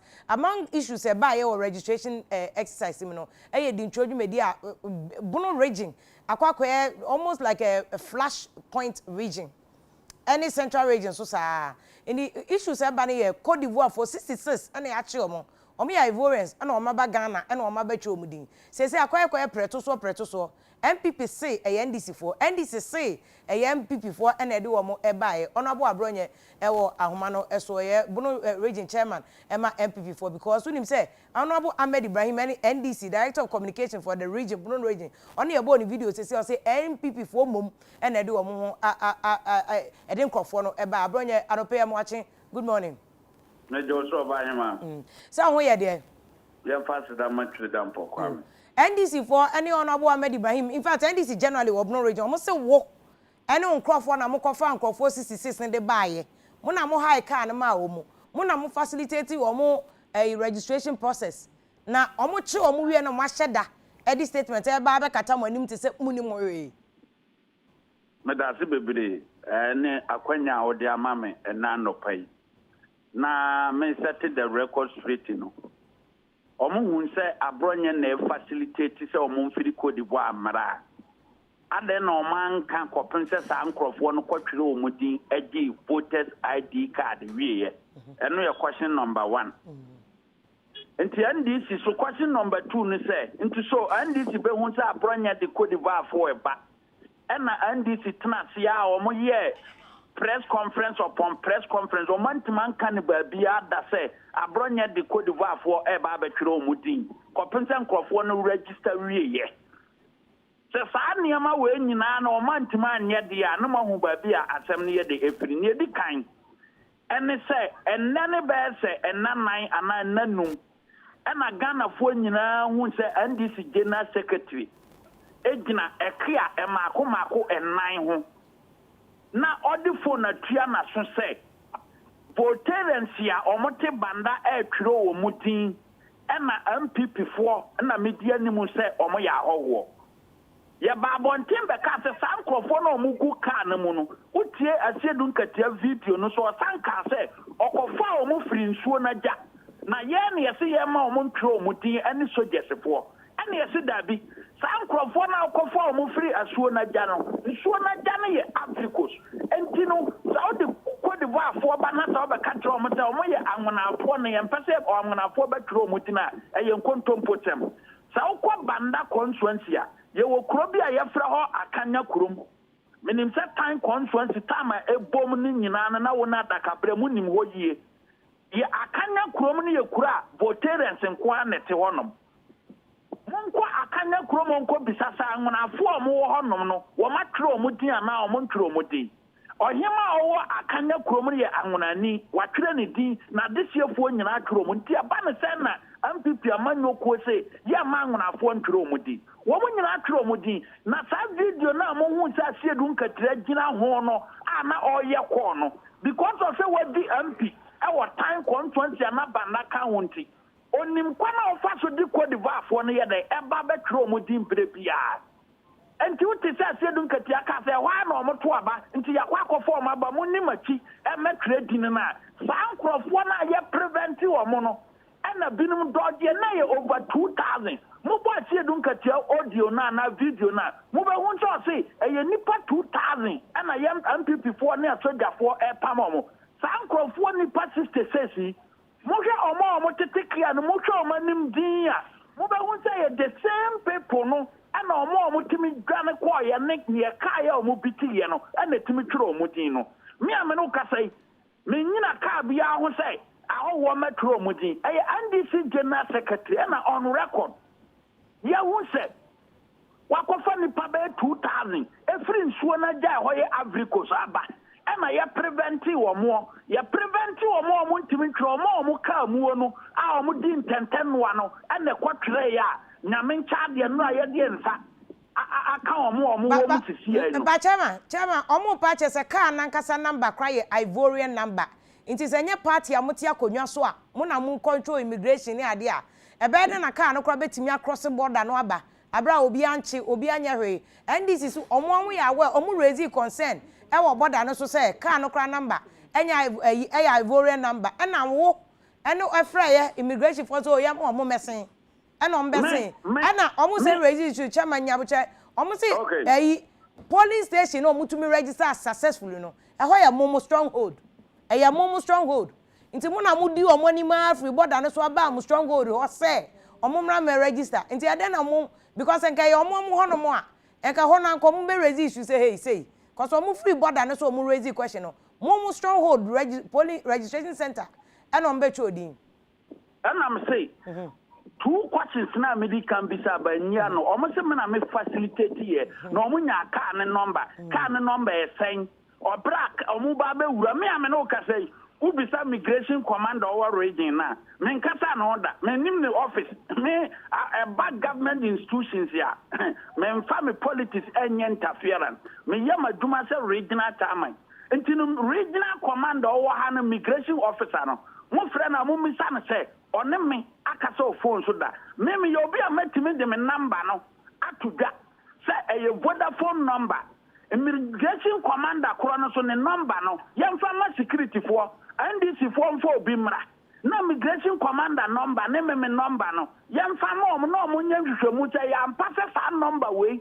ene commander ne number akasada me ready me fa bibia me timi de me phone na ma omo okay e dia ma wiase nyina dia me na me ka se sa ka na omo se ya voran ka number e wo fahin ye bisa omo se nkrofo na amokofo omo free nsuo na gya no e ho ye Ghana na e be si na ndi sintimi ya no nearby and say yatuma expose omo because they want to incite voters against the new patriotic party and yaba bontin be ka say so obanda district mo mi so omo se kuro be na ngonafo tim kase kuro ngonafo tim kase ya kanya kurom wo mo nyina atro omo di nti sa voters kuro na mo kan wa se omo wo fahin na mo kofo mo frɛ enye bo enti enra de si ya na mo bia hu sɛ matama me kan ye nokore because mo de ba to dwa sɛ so hu sɛ o mo gina ka bia ho na so mo sɛ ye voters o mo boa na o mo ye Ivorians ɛna o mo kofo mo free Cote d'Ivoire bae ɛno na aba da na ningwasia na aba no ato NDC fo na o mo komo insati anwonafo o mo yusu anwonafo de gitumu wi a o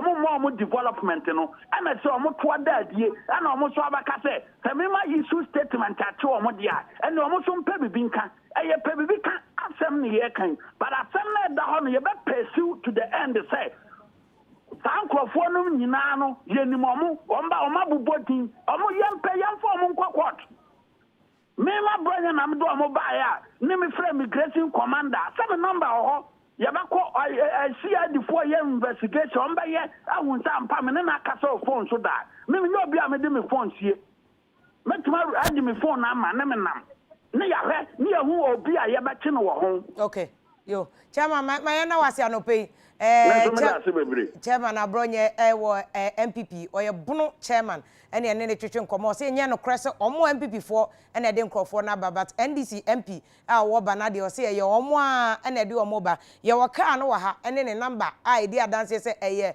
Ivorian car ye le beto no ba ye hia electoral commission say de wo mbeche mu challenge process because ni pasisi NDC omo fail challenge forms ni nyina for sani pasisi system say the honorable MP ono kra ye sitting MP oti akonya kete kra so obi akwa akofede forms or they are challenging say baby honorable house number no wono any constituency nim to omo man no contest omo fill form na e prof ka say o fill form na is the right thing to do eno ye chance say banade e o makotwetwe sekan a obi ba brand any mpon wodi efie de onunum we free mu ya no ugu so ahwe live ewo UTV ewo shippers ewo Abeka Junction ye ne mpanifo akese dwendwen say de o man Ghana registration any 2020 elections any chuchu nkra yi de no ye betimi akoye nim ye beko nkra ne de na mum madwen cheni bia mode aba Anthony Junior eno say abronye de fire pa na ye radanko kuboto ye minister for organization new regions no motete ye no ka say a good panel and I want these are very very good people pa munkoso na munkoso see is enjoying the discussion yera otu champion so a message or there about if you what a panel o panel we are very very solid o ma sem ni nyina to asumu pa we enjoying discussion oni omo ye former MC ewo Bonkatama so any tema David Ananso say if you may enjoy nkoma mo bono we nyina chese Ghana Democrats kakra empedifo kukudam say odi omo ba ebeboa ma yen ti ase ne education na yehia ewo mu no akọ enim bramafo ewo Delaware ewo America no say if you ono so ogiri say so far there edi introduce media ECI ye no ma ya de etiem wo ma ba so wo mu say de na powerful kanu nyema bebe enye 100% de enso say odi ni nyina toto ho a o ma ya de pa lawyer question ono say if you may enjoy discussion na mo ye no yakopon sha wo panel mpanifo no omo need afom pa yenko electoral commission bia yema me so bia no ekasama EC o ahoma no so ma me no pay good morning ne akwaba hello auntie Sylvia good morning good morning ya da say wa join ye na obecheche say mo ye pese ene o ma ye education kakra wo elections electoral process on say ye challenge obi a process ben FM na wo the first and foremost kwa no e de ni nyina so a obi betimi anya na wotimi a challenge obi that's parliament science here I just want me to you want me to say ansana wo be challenge obi no wo say we are sure say me kanu on the Ghana ni mapa after indeed 18 years and above. I say so on Tisabo no so I electoral area no. And I say Biana said you not move and now because the man say answer now be true, you know. So we Ghana ni mapa with 18 years and above and of sound mind. Kanya may now be to me a national Ediakase, want to be introduced. Na a banner say will be the challenge you so all my wound to me. Said you and then the two account. I will say challenge form registration center on the casa because in ye and then it's none a mopa. In Sernosano, far, no was Phoebe. They may challenge you, and you know we so didn't come into the committee about details. But the main thing is say, Ubeka say, may challenge you based on maybe only 18 years and above. And I said, yeah, on your sound, and I said, yeah, but register Bodada, and also other registered you, and also count. Or Zania may, you fill the form, and then details in the back, so we challenge you to see an actual thing. Then you will appear before a district registration review committee. Now, Omo best share the merit of the case. Now, the best flow, wow, what challenge the Pacrono. The best flow, no about the city, you say, now, so I'm no. We now sign a wool on the prana, say the same, Macy, with this 16 years, meaning part with this 16 years. And I say, on sit up on no computer, electoral area, or no, Tanya me. If we are no more determined, maybe the case, no. Yeah, you know more. Now, a moment, I dear back when I want to say, the moment you are challenged, ID card near farm out. I challenge you, ID card near farm out. Yeah, farm out, you go through the process all the same, but ID card near farm out until the person waiting for me. I can say, also, not just say, what did you clear the card now? Okay. Until my challenging in Ano, it was say, that is only in say card, no, or any meeting, not just say, hanging that. Auntie Sylvia, it was a challenge you are, and Tinipa bear 30,000 yeah, more records in chess or Munina, they've been challenged, no. Omo casting you, or more easy, more. As an American, sanity, the challenge you are card in the end from out. Okay. Na to say dia asem na wie na dia amount. Okay. It is asem na wie na wo so mu a na dia amount. Okay. But so long as would follow that is a card near farm out. Okay. Auntie Sylvia, says Sadia, met me my evidence at say a bit more on me a challenge you on Bomukuta Castle, including to say video ya show here from Bruno region. Omunina 66 people na so me Ivorians. Omukuta Castle. By a challenge you. Yeah, na me person me na say dia woman to abo asai. Okay. The woman say asemiak as to whether they were really challenged. And only asem na say so we be challenge so wa we challenge no. And so we are sure say you are following it to the letter. Obi wo ho challenge ya. Your friend no say this is registration review committee na air transit omla. No what your friend go here. And I say, so be a not your Canada, so be an challenge you. We be sending who say, na party against a war. Sab you omu say, omu be ye to ma. Now, what we are party agents? Our registration center, the better challenge you be a 1 year within the no. Then you're not just me, said they are coming. Because, say, it was a weird short. And I say, yeah, then you call not and walk or last day, and was said, be more to okay. Then so calamity of one who was the way, dear, or Nini, and Yawamana 8 years. I didn't see there was a picture in put stuff. I didn't see there was any say or to be for registration process. Anybody but Auntie Sylvia, easy officials now, for instance, Bruno region. Because we have a case a sitting MP. Obi akwa challenging mebusa whether possible or not, but easy officials now omo register so show your video no obi din ye Kwame Kwabena mu easy mu ye training na ma mo nkrofo no obi betimi a question and what due diligence na officers be ye ansa na obi ba no se ni din ye Kwame Kwabena ya register no edi ni na me de me ho na me ye frame Kwame Kwabena dey na be tiga ya fa The main thing is that you have to produce a document for identification purpose. Won't be Emma say, oh, yes, Bibi Sakeke. Oba say, we say you document a Ghana card and not a passport. Okay. Wouldn't be a to be guaranteed amount. Now, Nipa no be guaranteed amount on one day after now. Nipa no be guaranteed amount. Was a wouldn't be the guarantee at the amount because I send by a bet you. Now, my main can we and to that Ghana phone in our day. The fact that say every registration, you know, and no church said the people to register and one not say Nipana or say we're with you. Okay. All those unqualified persons now, for one way or the other, no, by virtue of the fact that say more registration center, honor, and human being, America, Nipa Bia, or make me from my own qualified, and no church or work out with. Okay. Yeah, Baba, yeah, exhibition now. What would you to be on your qualified when you're going to register? You can object to the inclusion of the person's name on the voters register. Okay, okay. Because, to me, I mean, me want to see because it didn't move so say once a year registration now, or a collateral say, will be guarantee the man or father will be. Yes, I'm a okay. What will guarantee no car? Yes, that's only Panama. The new. Okay. Okay. Now, Etina, me back to question Nana Musa. So be a sitting MP, or MP Dadao. And yes, I feel no contest. Or we bet me a challenge, you know. Oh, now, say, a banner now. We are registered voter. Yeah, except you fat, the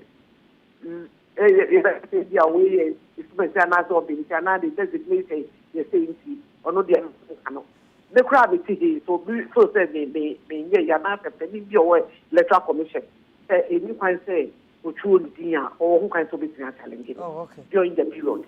When that window is closed, now there's another window of opportunity, which is the exhibition of the until why wouldn't you be after me? It's me a fat process no more on your qualified no exhibition time, may in India go around. You should make sure that Nipa now when you're qualified, be you in a okay. Okay. Auntie, so that's a pie. You're born by says Sabuno region 66 in the minimum second 30,000 plus. No, there was some investigating my new the entire. Now, a Shoshay, I also say Nipa Bana say, or the Kwabna Kojo, Ama. O say, because to me produce documents to catch us or the Ama. You're very registered. Very it's a collective. Me imagine say that should even raise a presumptuous question that say obi ni Ghana traditionally obi anywhere ya to no ama kwaku untumi ne amansan ne kwaku ye different days and your first name ne your say some forms no kra so your first name your and your full name say na nipa ni tumi de kwabena kwaku na mutumi register no tina je so obi anko challenge ya nipa ne kwabena kwaku no beko register num sa the commission will investigate this matter thoroughly. I can assure you about that. Yeah, that's a baby answer Sylvia. Yeah, Miss Sylvia, no Casama Electoral Commission and then a church and come say on be investigated. But see Nipa pedo or the document about or the do registration center away dear dancers or the kwaku kwabena. Media so that imagine Professor Jampo Musa na o kase no so show us. One of the proposals for electoral reforms, you know, I recommend easy for Ankasa I copy no, and I say the EC must take a look at the caliber of people it recruits to carry out the activities. Okay. You know, at the various form. Now we EC Juma Nina Ubia, but then Ghana for near form. Every nation. Every society, every country, your culture, your tradition. Culture is simply a sum totality of a people's way of life. It includes our naming system. And you know, we cannot say a friend Yao Kweku Kwabena na the Christian okay when you the first name. But if a horn also no say easy say oba for either Ghana card bra for passport bra and I say obi immediate dance amount. Nipa na ba also me the Kweku Kwabena. O ka so di kwaku kwabena no passport no dey kire And as a Ghana card, no, they I'm sure say it will be the guarantee system. What it means is the guarantee system. No, so I was saying seriously, that is why I like her conclusion. Say they will investigate. Yeah. It's I was saying because so people not say all the kweku kwabna. Nipoti hono insofar as the person can convince ni oti ho register the say mikra Ghana card, mikra passport, it be guarantee amano. Say for when you no. Because okay. I will allow the process to continue. Then, boom, if you have any challenge, you file the challenge. There be by no say na Pastor Jampo they say and he say my question but say Ghana will be in 1 May to me 2 days. Good, but if you are at that point in time, people Ghana card 11:59 at that point in time, people Ghana card. We can't be sure so Ghana card and I say I want to believe that if you use the guarantor system. That is the point. My position is that at the EC officials among themselves, they should begin to raise eyebrows. But under the rules, what we also need to interrogate is under the rules, EC officials, do they have the right to challenge somebody? The EC cannot challenge. Right. That's why we have the party agent to challenge. But the point is this. The point is this. I don't think they are robots. They are not. If they don't have the, I'm sure they would still have they can also alert red flags. If you have a problem with this, there is a problem. If they all registered at one center. One center. One center. One center. One center. One center.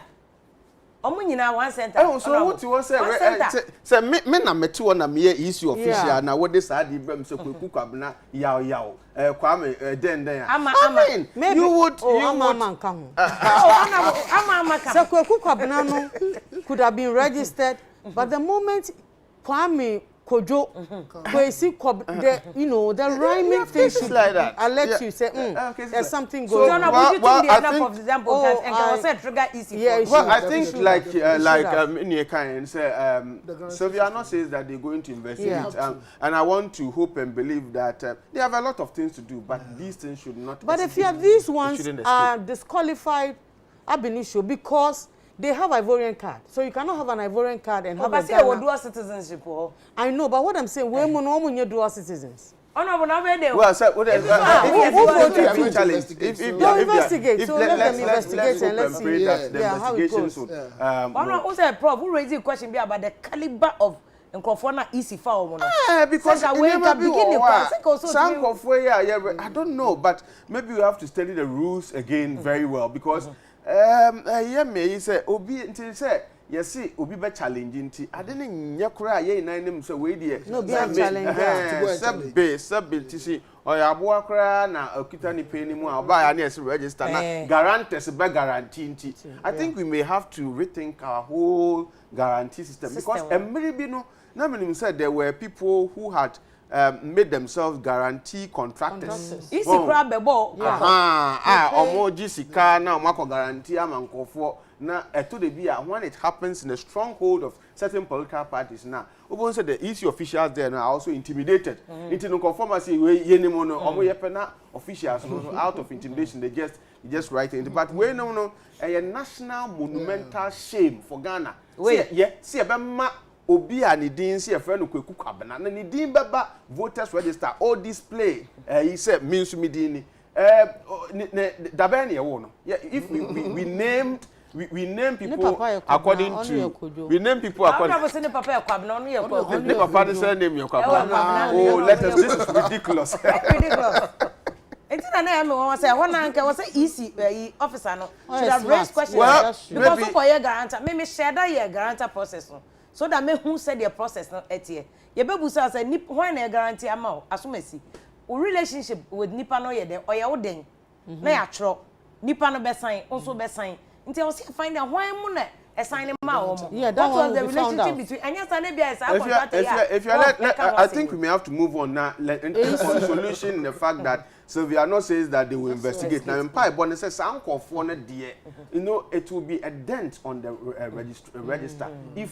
they are not thoroughly investigated and they are allowed to wield those IDs. Ebusabayanka also go so share live UTV so critical issues and dey ebro ne to aso ne enko education won sense me ba messages in be Albert entry London no see Afia na me enjoy panel chair Potajampo ma me pa Edward Nabzo no say absolutely fantastic guest na odi omo aba no Trinity Bonanza West no say Ghana for the your life your district assembly no and ye adwuma panti in the district no see em two obi asa two names na e wo say no say the easy focus on be hwem no mu hwem ne hu no krepa wo clear nam Oliver no see if you catch on Abu Cynthia Morris and say onya so offer ministers of state be boys and girls on frɛ obi asa nti uti anu obi wasum ye wai ukota krade e wo terms bi o say boy wasum na hear this so boy wasum aya boy wasum ne temo waka na hana ekua and so with all due respect if the borders are closed and security are not allowing anybody into the country sankofo wo mo ye den e no mo fa mu a omo ebaye e na your friend say Steven Fifi Mafo no say watching from Holland good job and then they will pay the phone no no me bom abaso pa na adwuma kese am Ali Alasan no say if you please me here number pa na nsem bi worma metimi aka Bright Asare wo Italy and no say if you am enjoying you pa na me hwe discussion na ekoso no easy for number some dey about to say o mabo adwuma pa ye betimi criticize them but to be fair to them no omo aya de Ali Alasan say o hwe program ne da say Ali Alasan say o hwe na o de wadwen che abanyo na appellate and o say Afia enkoso John Komla munyina momra na momhwe mo lecture na ojujogu mu say o ka no this is wisdom speaking until me sure say Professor Jampo and I can say Mubarak Abdul Latif no say if you am wakra na me hwemo from Sotium yakopon sha o guest pa in fact these are the people yeah what say ye share na otade wo mo ba pa cause wo kasa no credit fita no maka enye the party be can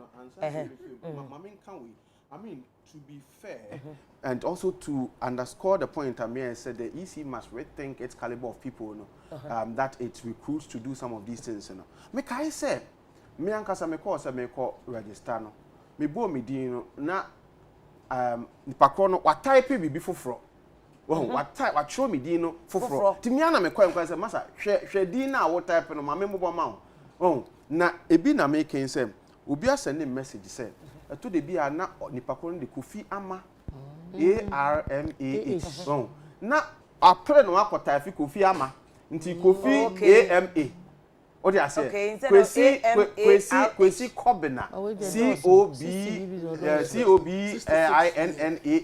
what say Kwesi Kwabena oh na yes sir nti eto de bia no so betumi aye nti no still no won so a maybe mopping up ne ade omobe exhibit voters say no people should go there and also correct the and next way dey nim wase yeah abusa fonti yana ne homra ye ba na afia beko school for nkola no so GS apre no hododo eya ba o de bon kola no too much ana se de binum katse afedogba minum ana se ne kwan so ano mo ye professor ejekuma kase eniammo in the highest order and ankola na den di se nkola nkete teenagers 20 kra mu ni na so to me fa camera ese wo president sebe ebru sebe producer example keken ka me mo sa asem no so kra kwasia bele na do odi 20 years and owo ya nka ye ne na council akra ye ba ne aba be hwe ensem no se eye too harsh ana se ne kwan so na omo ye na ye ntete na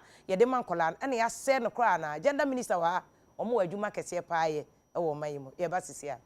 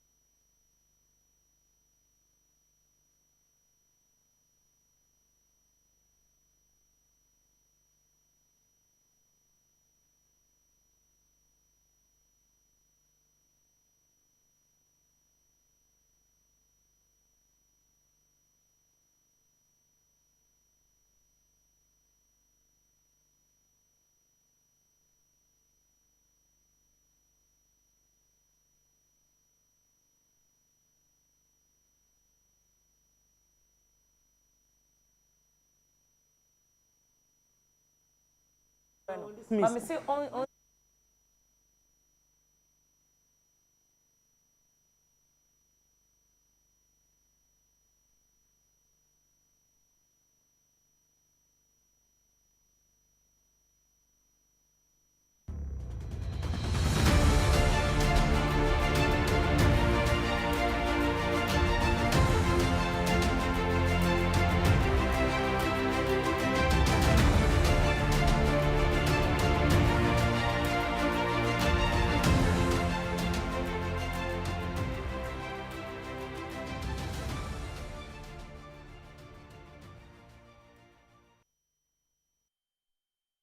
abusiafo ya mo akwa baba UTV so ye live ye bon komo fansem no na nti na minister ni abre no esanse ye ba be ko enkola na asem no eso a we ya Afia we ya first time Ghana ye implement free SHS about a political issue but really any say political issues which constitution my education dey nka ye obia right so to minya adesua esefata.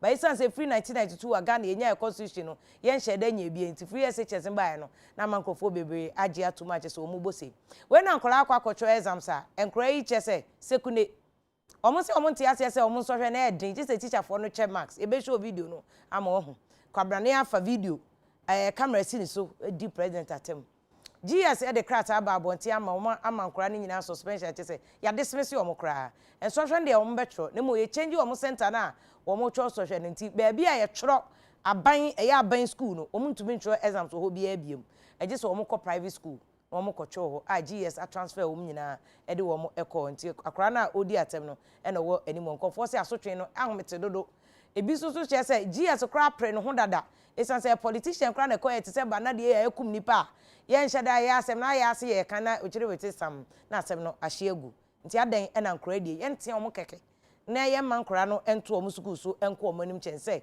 e na ya dismissal wa hwe na psychological impact kra benya won nkra no so no na dani depression ochina kra na akra no adwuma nkra na opa onye bibio enso prof ejekum ne mpanifo akese so abeka se sabe akra obonwa omma achechide a so waso odene a na ede eweye wo eno a na ebe mfa prof kra ka se wo mo ate wo mo nkwa na so dada asema na prof ka no prof so asan aka asem bio se ntete ya de mankola no na mankola na ko wiewie sa no enye school fo ntete ade mankola no nti asem ene ye ba beto aso aka ye wo another school so ano so nkora ne se o mo se apo vigilators am o mo anwiem to no mo so akwa say school fo ne amadiem pa ene esie ewo omayi mu ye ne minister enhya se honorable obesha se we de wa nkola yi una wo ye gender and social protection na ye social protection de ne ba ya ene mo ma breso mi ni se mo ye sei ana prof abreso ana doc abreso ti e be de na so hwe keke enkura tumi ti egum ebi di president atem ebi se ne ma me da say me tna efirido a Ghana fu nyina rehwe wo Ghana ha na brochi message se nyen akade nye mofra me no wo first mofra ma da masemesi ye ko school nyina ye kade ye ko school insama on yan ye mofra mobon sama ye boa ma oye arehu wo munyi de abofra be onya akukuduru no fa camera no recording ahroba o hye omampanyin emimidi no oye de me MPP nyo be de oyo mampanyin no oye menyi paninti na America ne dem dabi emi so hye yen papa John Mahama ahroba so hye esi edun kete po ahroba so hye even youth organizer ahroba mpo a nchame condemn o hye ne teacher ahroba kwa nchame condemn onya de papa ya bredu ne bia na yen fa phone nko school nti ntumi an record nyeme bia ntugwa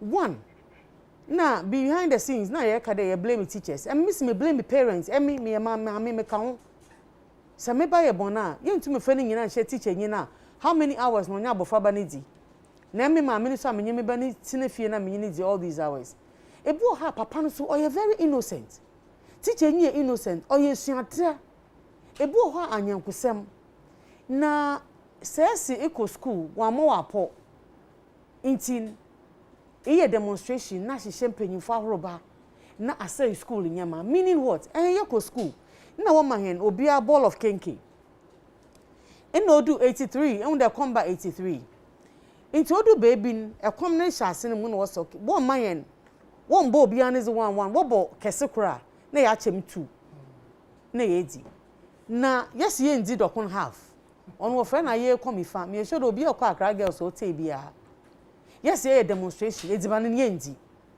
na headmistress wan kasa ye ho because yen breakfast Saturday kenke na ese ndi nti 2 go and 2 go on mount na me na manyankufu before the man say me can to school for mo from afu before ye be ye come fan na ya akoma me na onu edimo fa na anti ma ambe nto me name wo ama yen dokun na yen pa no na ade dada o nti anapa bread nimpo aye come fan nti start nti ehenen na ye dem ye deden ye didi ye nya he diba we didi dada na school fun ken na me maami owo fie me can to mo from afu me maami was a single mother also 4 of us.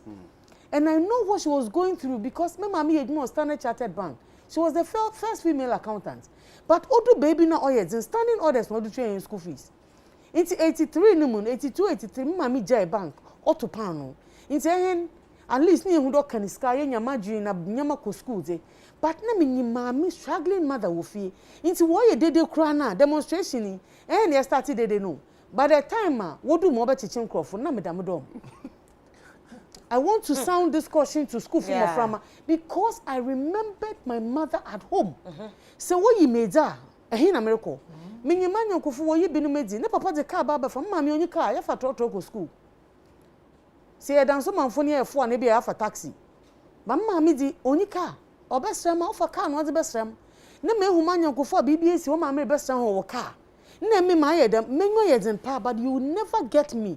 Internal suspension a wodo onumpo ma ye bida wa ma me bi nti mo frama won hwe hu de ewu ya in the way you wedi wunyanku na nyine ye na bia wanchin obu ha wo chin kra in dem papa botum zina ko good private school wo boy board dey see adamanyankofo me ka che school fu mo frama de bia de ye ko school oye ye ma me ne ye papa na otu yen school fees certificate a wodba ma hen ye ndi no wodo onye ye ma me onye ye papa Wunyanku na nyini misbehaving, you may not see that person again in your life. But also onamne duma asay ewu abrabo. Nipa hin ye wie school ye hu. Nyame na do manyankofo ameni won wie school. Na ya so ye dzen kura na ye kura na ye wadwin. Into every one of us, me bo manyankofo a obia ye okay. Me ni okwo Easter soya. Oya ndisi nyimi MPP nyimi nyini wodom oda ha me da ha nya na ye yen rough bom. In there or a member of parliament, miss me a member of parliament. Why deputy minister central region that miss me a minister obi ho nyi henjimin in there ebi otonade ogom anana brabo nsi ne ye nti oya futu amede mama from ande nse nyina anya pe nti memma onam wonyanko no do ina sebi mo from woko school eno na ansame last week me director of education you call around kwhwe school for mo from just to encourage them and to wish them well me catch na me director kade o expect obenya ace me director nyo obi an obenya ace me tie menya a but I am better off than obi onya ace me nke de me nsuade but obi an na level of intelligence obi benya a obi benya deep obi benya f nanso obesi ni ye nti ye encourage one to study ye encourage one school onya disua keke ne yesua school socialization is very important networking or start if school into opo how oko school in the upper manzi Nick tell you very huge because nanya kofi doctors engineers na nyama ohun oba pamna de man nti even though no we school one co university no so bo sua de paman or one class of her own because our classmates are all look up to them nti say exams aba na so ye din ma wa do you have to do this you ko school no say exams on ye din boy cut some paper na chipo ehu e na professor Jampo num do no wa bimbi and you know the when him kra ehu now so I had a dream I had an ambition even in school. I'll be a great person. Maybe in school. Me sha me mami a. Miss no. Me mami a brought to pano. O kanisika o bank mpo wenyeska. Ti manya go fusi me edmo bank. Ye ko secretarial school na me jai miss me catering.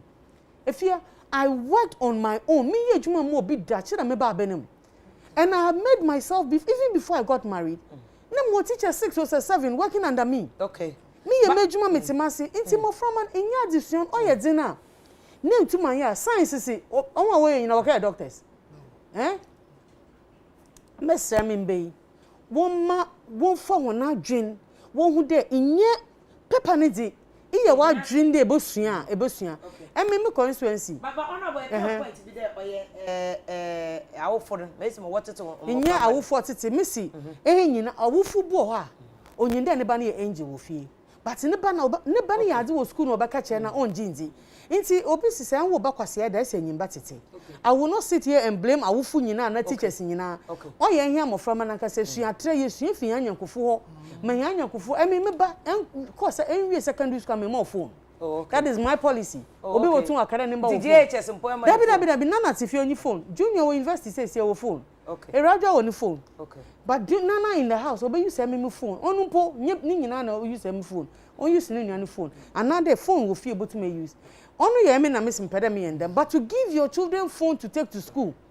School so conditions in the men for phone in school. In yamani bu ha wo twa obi po no so onye boyfriend onye kasa wo. The question is no why then. But honorable, engine the GS they were too harsh. There, but from what dismiss home. Since I want more trials and to be in a GS designated Mama ran through in before I come to Prof. Nonye Dog.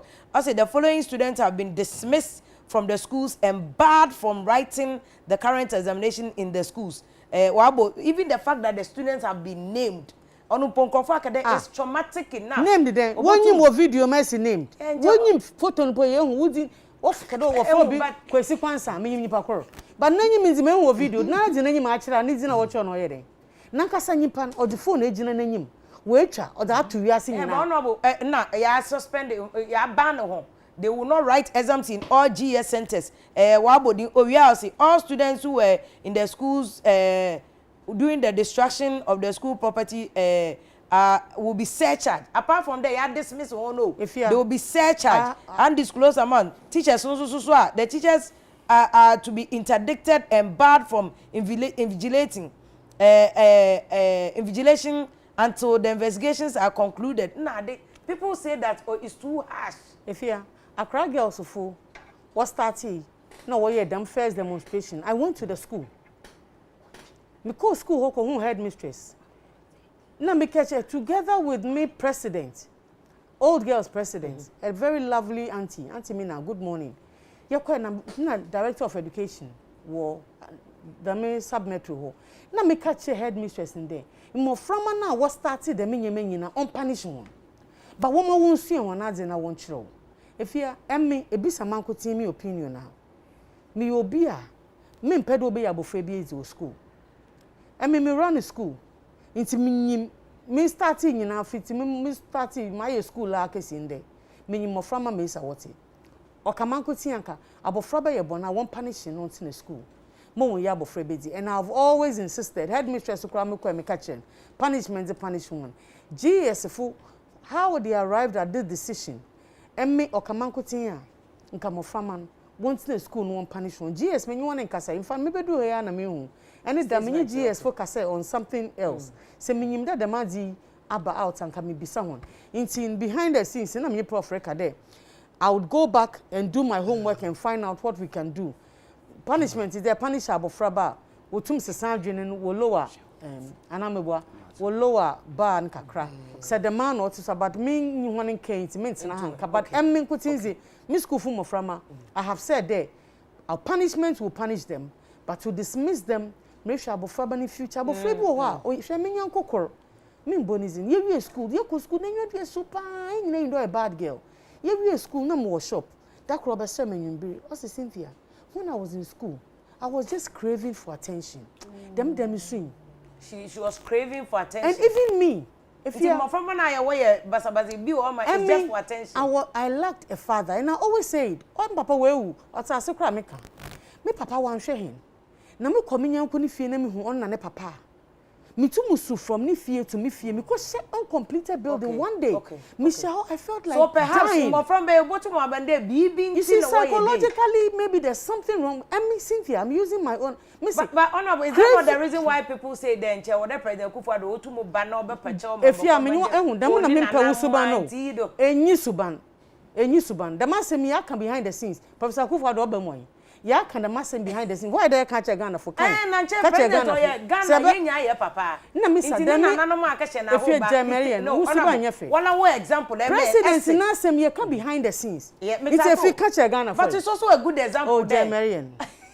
It's a good example. The yenya papa. Can obi ehun da na ka da won ye kan. Wala wo example. It's a perfect example there. Jerof. Ako school na wanya kopuni bi o ma. Why them because if you Jamaican. What is Jerof? So you don't think the president should come out and you are not. You don't get what the minister is doing. The minister wants a situation where she intervenes. She's able to talk to the president. The president comes out. She doesn't want you to sound like no, because Nipan yanko hunin. Eka wahana wanye bibia. No, I'm coming. Eka wahana wanye bibia. They can't put papa wan kasa. Meanwhile, we don't even know his mind. Okay. We don't even know his mind. Second, America chara hana mi behu. Mi boy pono mbo na mi de chende mo from what's where you hune jana me boa. But na mi ntimi mbo na we boy akache. E bi pono no super on boy. But honorable, thank you in advance there, your president Becca. So Jerof, thank you in advance. For example, I don't know you too harsh another. Another mo share video bi na mo hu parent bi a ote ho na ne ba ore pacho we buntwere or pacho na mo hwe parent na ne ye bia mo rehoe. Yeah. And I must say, so is it the awufuno ye fail in our performance of our functions? That what if you are fraba na de body? Because if ye bra amko school no am papa ugwani fi Ghana 1979 because Carolins bechi ne kunu to gwan nti no e ma amenkote na ohwe he echi anse papa or sign there wa ba nti no ame maame nkote no hwem no me card ye ko school ka kire nde e konna se ka fa bibi ba obiara enyu ho a obedi we chi nani nti the masem no nkonna nkofo ejima ehwe wodi kwa obi ne maame no papa ho awonye obi a ehwe wodi na ezi atwe ho na ade nti no me hu ada me hu ntete a sisi a ye de mamofraba no wo fie social media is your parents are social media parents mofraba so are social media parents na social media no obada nche oreboboa but it's almost creating a certain license for people to be insulting and so everybody is learning now me say if you men who be a shama hoba of social media na mu hunu no face to face no echi mu no de na me the many pen na no shama hoba oya me yapo de mu bufu yi there are some people you see hiding behind the facelessness of social media to spew garbage and insult adam na amama sisi an obi a eden obi a nhua nti no odikan no mofraba na ene da before amaba he me frɛ won a wawie SHS na mbisa de anna mra na waka de mo biara amfa telephone ko school no ana we twem ana no was one twem oda wo nti de mo mra no one twem am no abofra no ye den ye no nya phone di ko school that is number 1 na che de awufu bi ho a we failing him na oko school no so no and there was those days was searching ko for trunk mu na de a teacher phone na headmaster na headmistress phone won so be dwuma na words a what make sure that obi nkita phone o ye dan ye na nde abofra banya audacity to mkita phone or di twa no ho na de it means parents have failed, teachers have failed.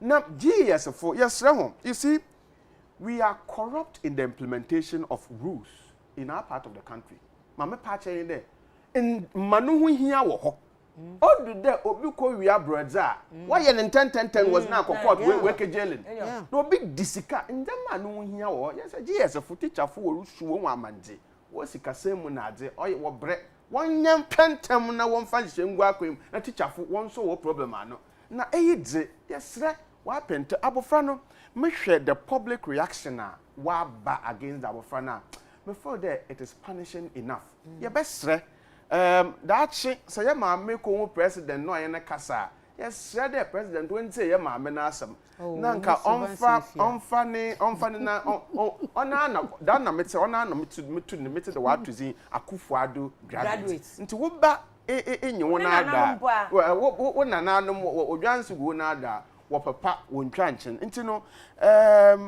won hwe na punishment no wa fom na sub mesma mekan no biara enyi ho a nenyu agedamadi do yi ya president akufuado do kai ya hwane da bofraba itumude mempedo obi abobu wa atene chede ma record on national politics no on na worry hwe on na worry hwe they are learning from us then the obi to gina phone this president o dzina o hye na horoba o ka kansem on sem fata dem nkofo baas na ye ho yes a democracy yeah dem yeah nya wo hwe na sa abofra ba nhua na sorry ya we should blame ourselves as having failed as a people. They are to even promoting the politics and the culture of insult. Let me tell you, on man biare nyuwa otumpon when it abandons its culture. I will share America. Yeah. Mister, and yeah, na me say that me define the culture. Me the no culture is the sum totality of a people's way of life. Or share the kwanya wo fado ka sample or your culture. Na here no your culture in there. We are trained to be polite. Oh, bra mo school wa America na ehun. Papa bi Professor Kent Potney. No or charge or board and or church na school be sorry. Kent, what you are doing is stupid. Na mark marable. I will catch the professor that what you are doing is stupid. And your point na mo call no say, "Hey, I there na wo professor Abana." O hwe menyim onyim there onya hwe. He was actually surprised that I was surprised that he was insulting the professor. For them what to make a kind of change. But here so we've been trained to be civil and polite, especially when dealing with elderly people. Into no bit there man penyin Akufo-Addo or your president said better fracture. Obi wo ho a onara ne maame ne nanankanswa na ebusuafo you can never be president. Baby a omanpenyin gina no you can never get there. Into no oye a father regardless of of the political divide oye omanpenyin. Into ade kase bi wo mpo na se yere kan ode nano ya oye edu. Na so wanye edu na yetum tena ho na yetum keka nsem a ye prema ye mba mpo tibi wo fie na wako school na adanko ye na wode ko wa na ese bade enti yesre we have failed as a nation in socializing ourselves and our children into the acceptable norms okay a part of culture obe shape ye we failed enti no magi yes phone pretend there wonyim dem challenges where to anamon or right the wo to the man be mo ye besre there so worry in chair and I am and the year my mempede the obey the here ya come a president why ye yes there's only minister kasa only president only minister na education only ne kasa na only president so kasa on can be mama for bande wanye asotwe foforo ho a won fanye de won fama na eyi wo ya Akufo-Addo graduates into no onhwe na onye na adi I was a young woman, so a pepper dog order because dog the OGD say GS for now one crime no more who be shame when come do because school no headmaster ho district director of education ho a regional director of education to come one kasa same way come bet me aye by young woman so him say bana registration process start here wo abrantie bi sika wu ye no ene na omusie no honorable Ahmed Ibrahim na yemra che bedwani e ho no honorable no pay mo ache ho ejo so menu awa honorable so ho ye de nyamene mompa ebonti ye ho ye yo ya te se mo ye yie na no pay mo nya de abrantie na atompem a na mo de na kwehye fom yo nyamencha de ye di no akwasi ye akwakosi na ye nisa na bibia akoso bokwa na yie na se basabasa e bi esi wonum between mo party fo ya mo na mo kofa we nyina ba yi yo Afia on say asojafo na no mo ba ye ne ndo mo ye ne ntina nka abusuafo no se mo mpa asojafo we yi na tina a police for nko ano mo mra nti ekoba asojafo no ba na ese nipa youth na ho mo na akwese omo gidi ai wo soja mo no na akofom and that is clearly eno na edi yo akraba but na me wo nti police for no ma make a kire mo ama obi ajande na oye chesera mabu no buafu na sojafo na ekwo wa abrantie ne se ka ada na mo buafu etia sojafo no on for the past 30 days nyina on edi kan no sojafo no mo di omo ba ya no mo di omo hona we no mo ni vigilante for na sojafo no mo ni vigilante for no dabo well allegedly because so far videos aye hu na bie ne won ma sojafo na nkasa e na ehunahuna obi a eye party for no obeya na sojafo na bam no mo busa beginning na my video on said last week penamo well say my video aye any evidence we cannot say that on record last week yana o regional DJ no for no leadership no eba bana to spend the whole day into mobile no na we are sanity buy. Yeah, but ono when I make us say obi ba fine boy and we with 25 pay. We so far record na 28. Just a 30 crowd and cross so now just say ne ma me ne ba obi a we university o che omo die so omo ma kra ni nyina en na ya no honorable nti what do you say to this e ba ye wo honorable wo na ye MP wo banka ho o sa wo ba bi anim abronye DC ono wo twemansu ono ne ba bia nka ho NDC ni MPP mumu bia banka ho wo ba na supporters ya ono wo ko school akopa adwuma kakra ya ba baje bi 1000 bi wo de coins kakra ma ne ma me ne papa na wo akowuo nti how do you address this issue say more politicians and a more causes our issue where confrontation ama obi ba kra kofa ho a wawu ya Afia le ukai boy na wawu no no me ofa ba no ofa ba no clearly speaking me kwa na medical training college. I see. And this oka say me nhiri bibia na ese ne oka no entwe I say dey nim nti na wo wa kire mu no ye nim. Exactly. Enti me but I right to say wofa ba kra nti I right to say ye twiro din keke na wofa ba wu. We on say free asama do ma bi o. Afia eno ntu say wo frame me no abronye ba ya no to papa to na me ni wo even ni wie ye to me call police station. On say somewhere be see nyina na ye de ye cases e call police station. Okay.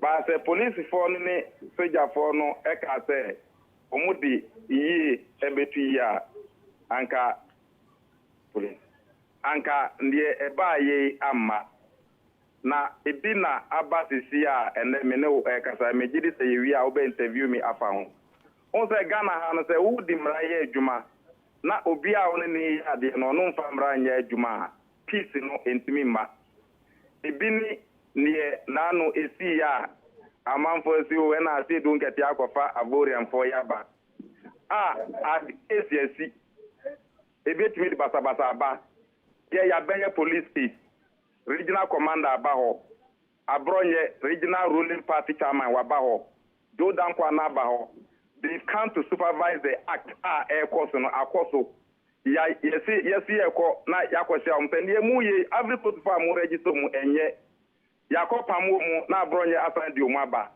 owie ye no yakoye case aye media briefing for ho nipa na wie na ye party for so asan tata mu akwakochi omu no omu asan the press release about so and I say don't get ya others say don't get ya so in this case no the police for now more the central point no entimi ma out and mechanic there be the mu kan yes anetie nkrofo no NDC for na beye case MPP for Eddie Avoyance aba omu NDC for no eko ho na ye wo we sikan ku no ye police baby omu chodi na ho na ye wo abrante sikan ku no baby MPP strong over na ka bro no ho no na we nyina si ye ho na Avoyance so abronya di omu betro din owi ya all 45 facts ni say and arrest as e dun ketia and media for you that is why the pim ne min kataye I was gathering the facts because systematically and consistently, Afensia and say well get out facts.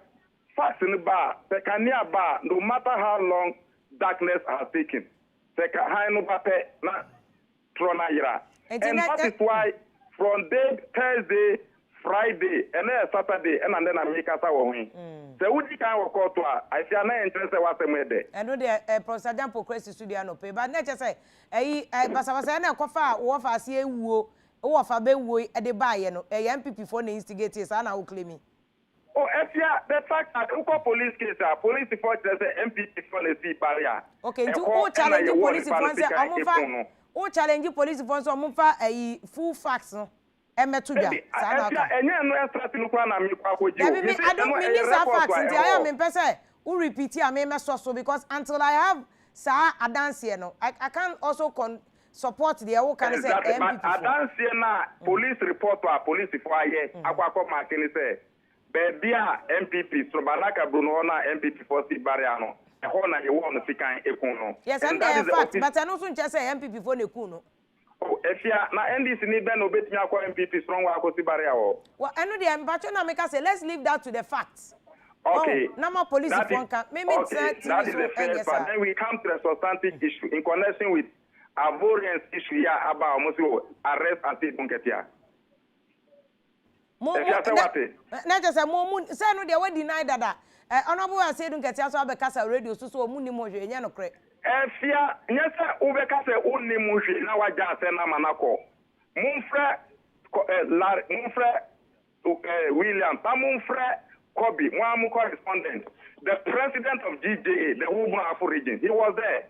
Nenisu and Assembly, I a regional secretary, a press briefing, say MPP for Kofa Ivorians for Abba. Now, Ivorians car or Mudipa me. But Opa just say DJ for who say MPP for na day Ivorians na Abba. Opa just omunim. And Central Front can confirm. Me, yeah, you acquire official case for police station. Yeah, my official case. That's another. You can make a case. That is not substantiated.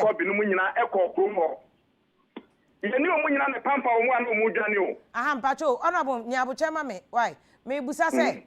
Wako ye case and there Professor Jampoka udi a kind of police station na courtwa and no just we dibim inti mako ye case granted but more patches and central for no ehun say abronye na de Ivorians say cross border edu ma ba na if you are not necessarily crossing border there be no more register no abronye ewo hobi regional police commander owo hobi Jordan kwa ewo hobi MPP strong my friend media for young to Ivorian car no embassy police station because Madikai Akas regional immigration district immigration officer or honorable, but you know immigration we don't have guns, so we cannot go there alone. And I'm call report to the district commander, police commander officially. Say me logic is we say MPP for etiquette Ivorians Abaka Brunda mu register mu Ivorian registered car mu emi. Any regional entity that go lead the phone TV3 can UTV can P7 can ya phone amo magane ya video can see police immigration also will need to police commander no can immigration no na mun ko ka no na mun chika no mra police station ya ka we no na police ni immigration ni PNI any soldier for car to take car and now for Eddie Ababana, Omunina Cabruno, Echo Cano, driver any who and on Sigani. In the can is your immigration boss in the ground, soldier for plenty soldiers on Munina ground, immigration boss in the ground, they couldn't bring the car to the police station. In the new ones are not my own pay. Are there no soldier for the police for immigration for they wanted to cover up. And I know a very serious allegation. I'll make you know. Say they wanted to cover up. Say we are not go through their process. If you are in media, let's take it. Say, Obi the Ivorian car Aura Ghana or the Aba Ghana. Who call police driver in Ghana? And a Nippon and Etika Numa Oba. Who yes, DNI, immigration, police, soldiers. Make them be no. Not just ordinary soldiers, majors account 6 military cars with their anti-aircraft bus cars in Omunya Kobi. Now, Oman Timian to Ivorian here, Rilono, Amma police station, or no, my guys. And I'm a catcher, Timia. Then me NDC supporters will call MPP stronghold Cabruno Hono. Now you go Chicano Abba police station. Okay, but Honorable, I can't already a issue be asa. Omunya card nibi, which is being challenged. So say my failure challenge form no. And no evidence kasi. I'm a district commander, police commander, and honorable. You know, say Saudi, why when this is for Chikai, MPP for Krum, Edika Yaba. Honorable, you see, you moving away from the car because without the car, you can still make a case of unlawful registration against them. Because card no here. They cannot be registered here. Another issue. Into Musigani, now Unipano group say Omuba registration center. So they took them to their various houses. And I asked your agent and say, Obia Beba how the suspecting to Yabori and Bia challenging. Because this is the advice the district police commander gave me. Say honorable, research focus man preventing it from registration. And the also suspecting to me has because challenge you, who challenge you, then they will not, when they come for the review, they will defend I'm CEO. The Sana Wokadia, my official case at Remo, into our Banadis police headquarters, I said, NDC for Abba case led by Ahmed Ibrahim. Sir, MPP for the Aborians about can only winning. Now, Omu challenge you, so we challenge them. Okay. But because they didn't come with one logo lie, Utuana we have. Now you're challenging you. Utuana we have. Now we're challenging you. So we saw at least not less than 20, more than 20. Okay. And I challenge you. Okay. And I really also challenge form now, you're challenging you. Now we have the record. And now me know what I say. Now me what? District police headquarters.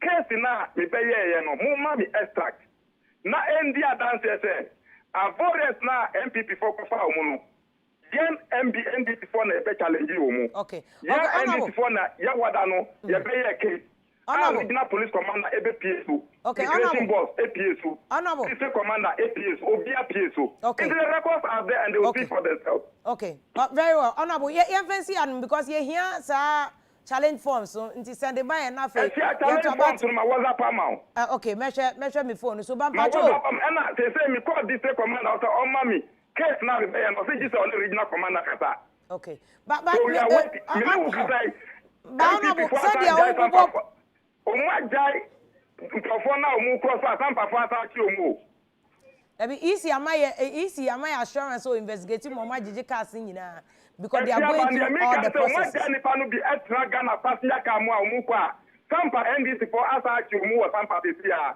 nti mo ni yan TFM for kasa they will tell you abonye si oni mu na na do enimu a say what the abonye say wa register why don't for you prosecute them honorable allegedly because they would do any so ya abonye e bia in the case one you can't know honorable my entire radio so dey no judge me nya judge nti me ento ya bonsa say dey ba yem pray ho nkodwa ayi ba send the sample hotel na no pai no say o man fa mbra nya adwuma wan ha o metumi abu obi apra no e wo sample ho no me si sample fo achi o mu say ya say MPP force smuggle mu obi ade ni card e kwa every coast back na dey no mo reporting ma police no mo kobo obi because I no so be kwa fast ma obi na wo fast na ewu a wo kosi enu yo the Ghana mpanyi force mu fa no kra nya adwuma no justice bed peace bed again back to Asema na Prof Sergeant Poka ne eto de bi ansem o ye ka no abonten this is a peculiar issue to Bananko afa wo de ko for Ghana for penifo nyina Ghana for penifo think na no win na o sampa minister and regional security council immigration boss no say this commander illegal registrants e di o ma brewa now wa ja omo smuggle omo back to their place na commander na dima o ye wa no mpato be na wo okay honorable mpacho there's a legal process I chi obi it has to follow say o ma obi bail necessarily enche say ye ja nipa nti misi nyaboche honorable de nyaboche high radio so anya courtroom esa anya police station man prosecute omo then we know who is behind the people na say honorable ye will process before prosecution and already there's a process before prosecution. Yeah, we process before prosecution, but ultimately, nipa no e mani ko back. But then honorable 48-hour rule no. Omun breaking na all the constitution is yen to mean chi obi mfani to. Why are they going back with the registration card? Ona oka me ti we baby I'm not there. Sampa for no boa for mo achi omu no. Well, sampa for no so flouting rules now they will equally be picked up and dealt with according to law. Obi anya above the law. Nkofo no ma be register no under the law. COVID-19 was border closures na term. Honorable, Assembly okay, these are unverifiable allegations. Meaning, it don't make me look like me a judge. Frey was somebody see. Honorable, it goes beyond Frey. It is seen. It goes beyond Frey. But Ode Abuche, me judge. I've already said that. Misanya police station. I cannot do the work of the security agencies. Executive CI 164 na do the buyer. Executive instrument 64 now can say will be cross border will be quarantine no. What happens to the Ivorians? Okay, honorable, me say no, yeah, him say achiomo. So we'll go back to the police and verify say no crese omo jai omo ana. Why you be check here no. Exactly. You be check here no. Ani dey na make say me nya judge, we can only check.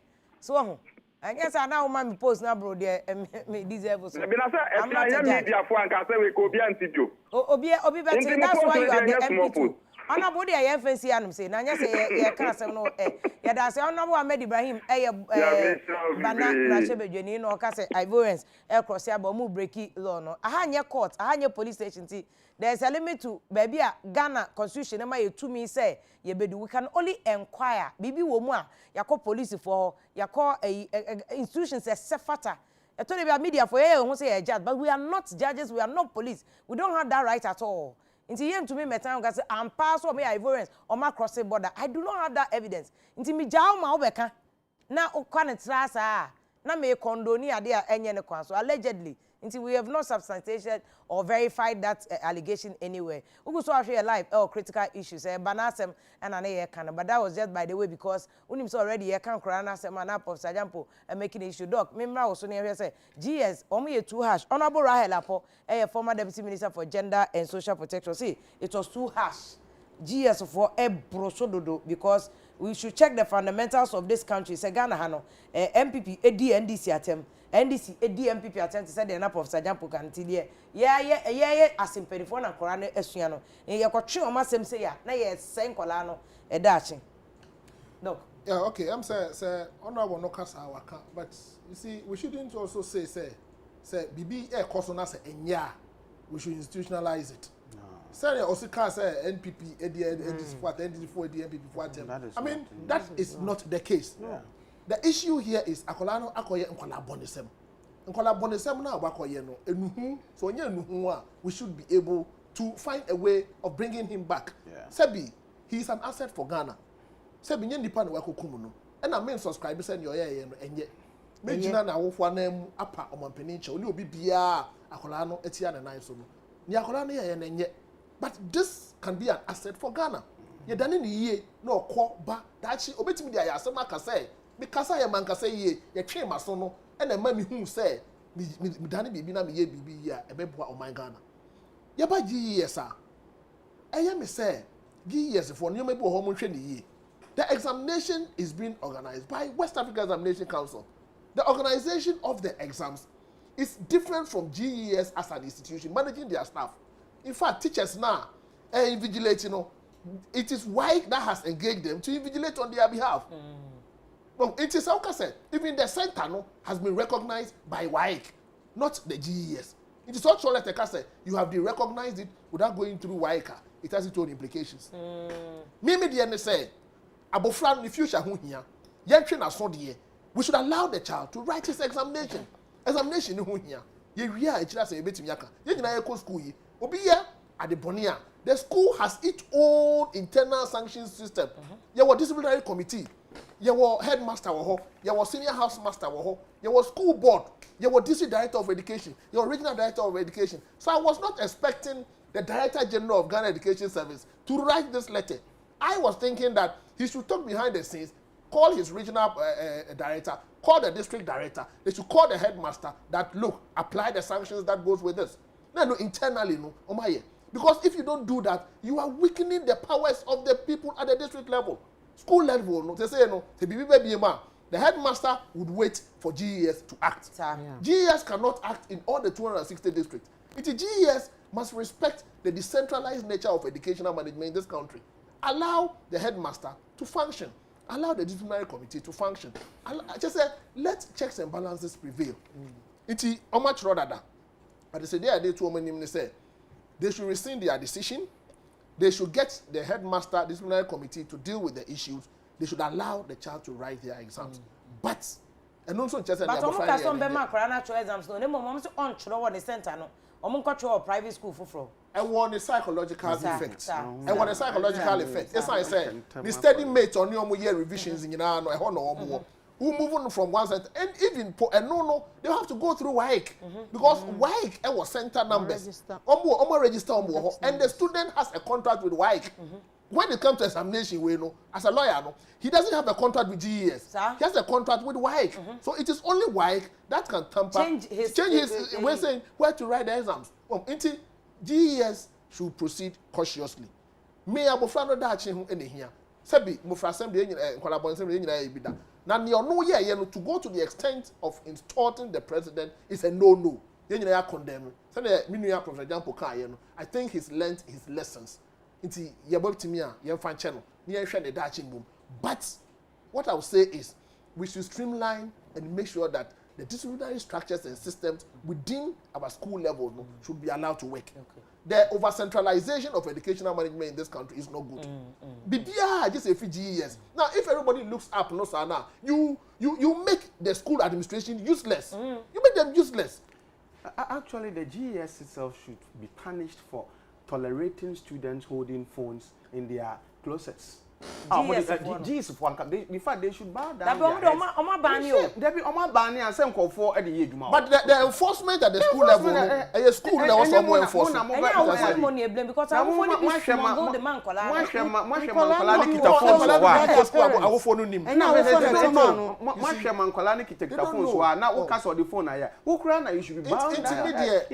some of the teachers don't know that the students have phones. They hide it. What now, what me outsmart no. I said yes. Wo ba we 6 bit me outsmart. Oh, Debbie, me just say no outsmart one chesi em fan sa. No, what I'm saying it na you blame why? No, I mean say nka headmaster no. They should allow the school level, they should manage at the school level. That's true. Because for you to move from the center, bypass the region, bypass this director of education. Now headmaster no. It is the same baby see or baby assembly, baby see or baby BMA. What do you expect the headmaster to do? In fact, everybody will be waiting for the education service. Last week you were and a school for call be free asin SHS eba ha say. Adan ya school for teacher for headmaster apamo mo fi school. Ye hwe mu ana nkora na koye nkora bo na ya jump school wala kwa abontin. Omo try exams ya o. Na omo se omo frɛ parents so omo mra. Ya cry the phone obi ya frɛ nkora no me ense nyina parents. Ana me de miniska am de be foka. Nti omo anko na headmaster na headmistress se na mo koye. Na nkora no me ense no nkora abonisem o. Omo ba media house ase yenka. Na kufu ado graduates. Ana ya punish omo ne ade. Nti de awu kan no nkora ne bi ebetimi ya nkora abone on pese etu enisi omo so ba se de o kan ka headmaster no at that level no ono no twe o mato okọ ya from ma me so mra wa ama nti ukọ na okoto o ma me ofi a obehu say important no de waba nti de doc kan e nkwala betuma nkwala abone sem na me de ne me kan se me se enura ansa na me ba ha na me ne won ewiwi SHS for ne bi kasa bi so na mo ko school no na ye mamu di phone ko se ye makwan ye ba ne be search na se ye hu a e yasem nti what happened to some search process na ye search mu ne mu so bi di ne ona bu ka cho so na di phone sinu ko wonyimo teacher ne say randomly prep or call rounds no who they will charge phones no when no season or the mofama started demonstration when they seize the phones and go school no mofama near demonstration girls or no the authorities should deal with them. That is it. Because of it started from the phones. Yes. And if you weaken the internal disciplinary structures, and that is what will happen. Yeah. This GES letter has indirectly weakened the internal disciplinary measures. Because almost throw headmaster nibim. Almost throws the school has a board. Almost throw nibim. Almost throw district director of education. Almost throw regional director of education. So letter no fee Ghana Education Service about. Nobody will take it serious. But that is not how we run the country. Because decentralized educational management system must work. My headmaster no to me. I don't have control over the system. My board chairman now, school management committee, almost all control. District director of education, man in the post. Actually, so a year so and sana wabem. If we don't do that, we would reduce discipline at the various schools, which is not good. For example, now unia bema yera benatha a consultant, my UN consultant okase. Great point in our panel ni na including one okase. Perhaps you betimi adwen won say your revolution history no so ka ho. Because your core revolution money at the entity Emma was here exposing the current abusive behavior of SHS students against the fact that Ghana has changed so much. If you now perhaps we bet the consequence of revolution now your call na sociological dimension revolution say school after revolution your school yan kwa yes democracy one of the possible causes has been the proliferation of social media. Well, na me can so I will for na social media awfo. And I'm friends on modern social media for to be afo say me to me kan ya me pekra e betumi dia to social media ma obi ehu say me ani agema na se for. Na me di ka che say social media na e ba ye say be boayen. Enti no bibia nso so e wo ne plus and minus. Yen hwe asoman na yen hwe kwan ye be fa so e be reduces the negative effect of social media on our culture. Ye upbringing, need training. Yen hwe say e be reduce because obia feel say esan say me share social media chi a obi ehu me kan say me a me and like you said, by the time you see the for example, me constituency war platform, Aguna West platform, Kingmakers. If you was start if it was start at Macha, it's Cynthia Morrison throughout, and somebody can even put there, she's the Jezebel. Somebody can put she's a show on the platform. Now, listen, me to me call around. Then be said, let me show me see them in pay. I'm sure no one no cratra. But for politics, anybody. But no, when you cannot even come here.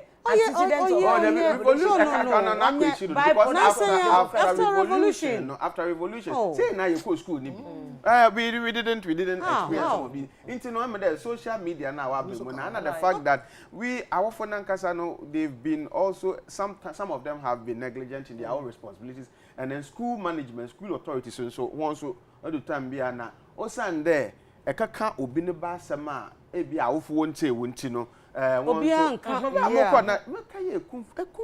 National Service Catholic Primary.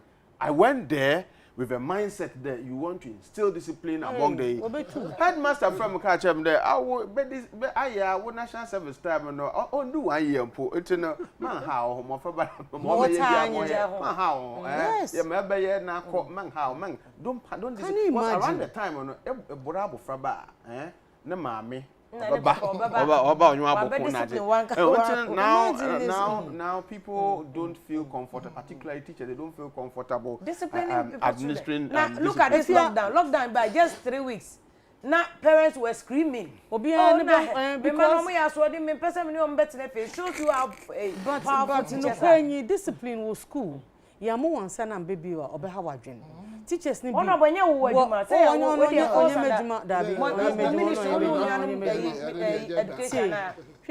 social protection on your way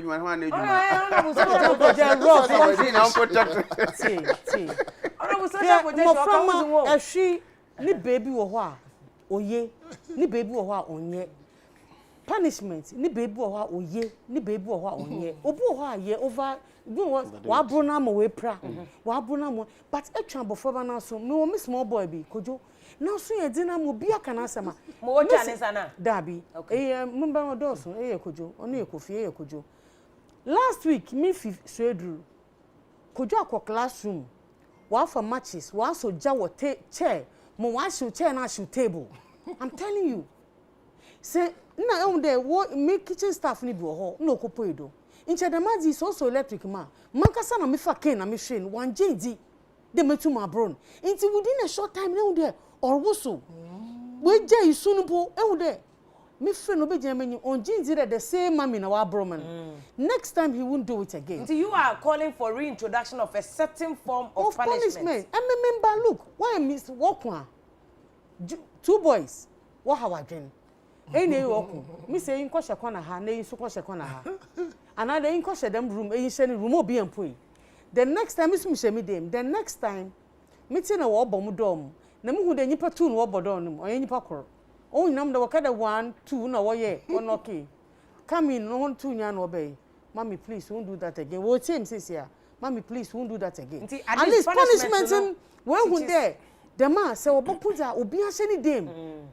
it's yen try to instill some this I remember oko school me too ko school catch a headmaster there so what's me brabo frebi I remember the man me ba punishing or a mistake they will even do that mistake for the teacher to punish it's a wofuni bisu o ho a na wa frame na boss me ban wa chede onye Oh no, me pede back your final comment. You talk about ministry, what you can do to help in terms of making my yetete moframan. What you can do to help in the ministry, whether there can be a collaboration between our ministry, chieftaincy and religion, because Professor Jampo made a profound point about the fundamentals of your culture. The culture, so we want to come back to that. And democracy should be remember, Doc, Obi sending me quotation be from one lawyer say, oh yeah, president, and now you be a crime under the law, and therefore and also can it's a politician we sorry to be the when the people time crowd away start one is addressing and then go for the atem when Kufo na 15 Afia na ye can about criminal issues ye can say ade bia society frowns upon ade sene fata sabi ye man mu na say Ghana ha no ye nhwe pani anim endi natem sabi ye nyasa na ye de tete ye na eso nyansa nko na adwenko uko school a nyasa krata no kwa ye ko kire say na ye obeye ntitiye no a good citizen of Ghana inti say na untimi enhwe o teacher anim ene ne kasa enje unhwe headmaster anim ne kasa enje no untimi nhwe o president anim en kasa nkire no sa eno na we are condemning. The lawyer can talk about criminal issues enye no ho asem ne ye ka social issues that morals and moral issues that society frowns upon. That should not be part of our current generation. And no one assembly yeka. Okay. Enti yada say honorable. Dear now ministry betimi ayade aboama side we going for the betimi edi mujuma. If ya the masama came me dey in school, me ma what to patriotic songs. Patriotics okay.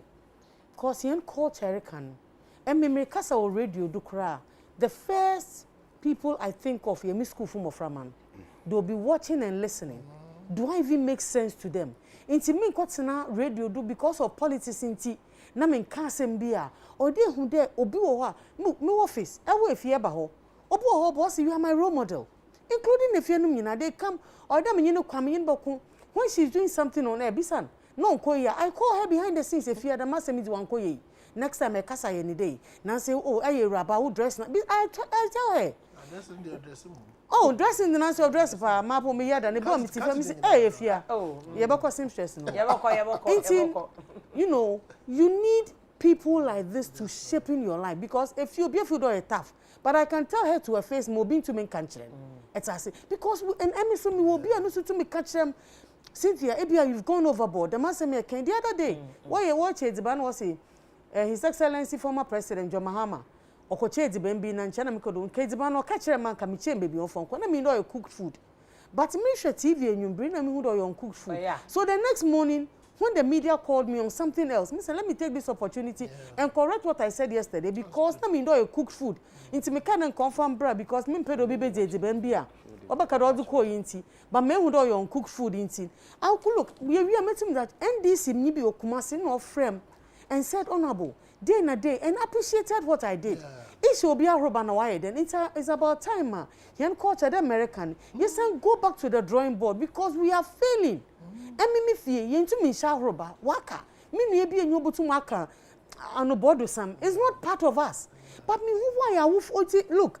Ye were girls be a social media. What can some me to me since na mama tell the mass anane mama e. But at the age of yes. They be me say na mama tell anane mama e. Is the first thing I say. This week we have a classic example, Mr. Futu. For me, I don't even want to. Me say one tape. I don't want to mention their names. Me say because we're in painful. Now say girls are waba. Or from the sika for bantam. For what reason? I mean, me starting me too meat pie na di wo kerosene stove do. What did you go soon? What did you shasi? Ne dan na mo be ansa na me nya sika to bi na me ze ko benyim. Inti me value sika even buying credit to cry. Se call am me ye no hu nyi fa so am ye. But yenya young girls and boys bia.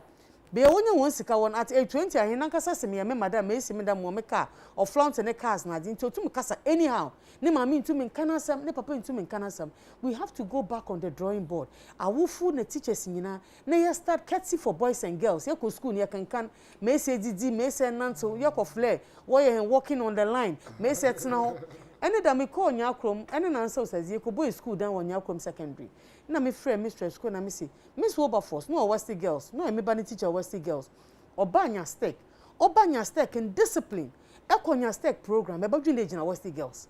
How what's now how cross one how was it in order how one year day into me catch and me bear still me who but me who they been one way free because my men call into able no bo hot and hold them more time pede me who the margin bill or yada instill in moframa obey ye. So together with the teachers or they go back on the drawing board near your corner eba fada moframa fitting nursery fitting kitten near start the memorials na nyamani na catty for boys and girls is it or do be any be one if Professor Jampo ma what's brofi one church on nyama yebutum yesuya or ye culture obo boyen little pamphlets near former school from Moframa no one suya echo what's the girls another schools be bring echo for orientation what shall do school hall norms so are able to my meba girl oh you say mommy say era eat in why can't you do soakings in the door? I say mommy soakings in our room no nobody can even sit on my bed. Apart from me, will be in now bed do. Nti ya chere almost a rubber precupe. Me so folding in yama, they have a way of folding their things. The toothbrush. No, the chuchu 1,000 so I'm every corner. Nti ya start there them. Mami be so ha. O feel the neban. O chuchu a graya. No way any. Boy any then tia sre. Awofu teachers na yen kan bom. Na yen titi yen be monye ye magana. Na ye edges in bom. Yo, yeah, that's a prof. Yan kame ma me na we wunu asem oni ntina me nyobokun me na nti ya oduma remember time prof yes yeah okay yo Midas, I think we've had insightful discussion on so many issues and yeah the abufreya okay yeah in fact you be in video now or patch on to say oh Mrs. Tanu school o seko me chi ba ko seko yeah and we want to say that sometimes, you know, never be how I show na what I agree with Dr. Odro Osare there. Abofana idea we and wanyini ye we've condemned it.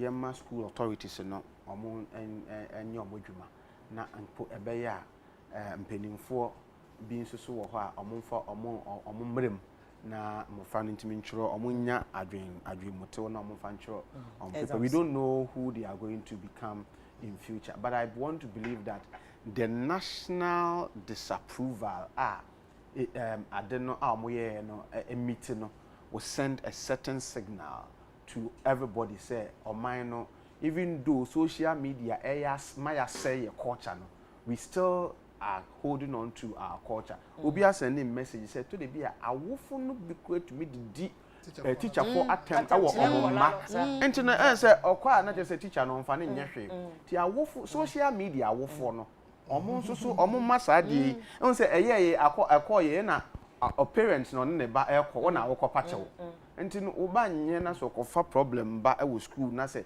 again national ayisa wo so na de ni ngwase ebebrew tin yanhwe kwan ya de mofra no ebe fa so ofie na se na fe yankyere ebuo so ema teacher for no amama se na ye ma me kan no to me catch teacher for se me de me ba nti no kwan ya be fa so abe check no na ye cause to de bia na nkofo mofra no omudi mmere bebre e wo school ho sin efie kura na sefo nti no for me se na ye nyina ya condemn na fe obie na mofra no bi pacho.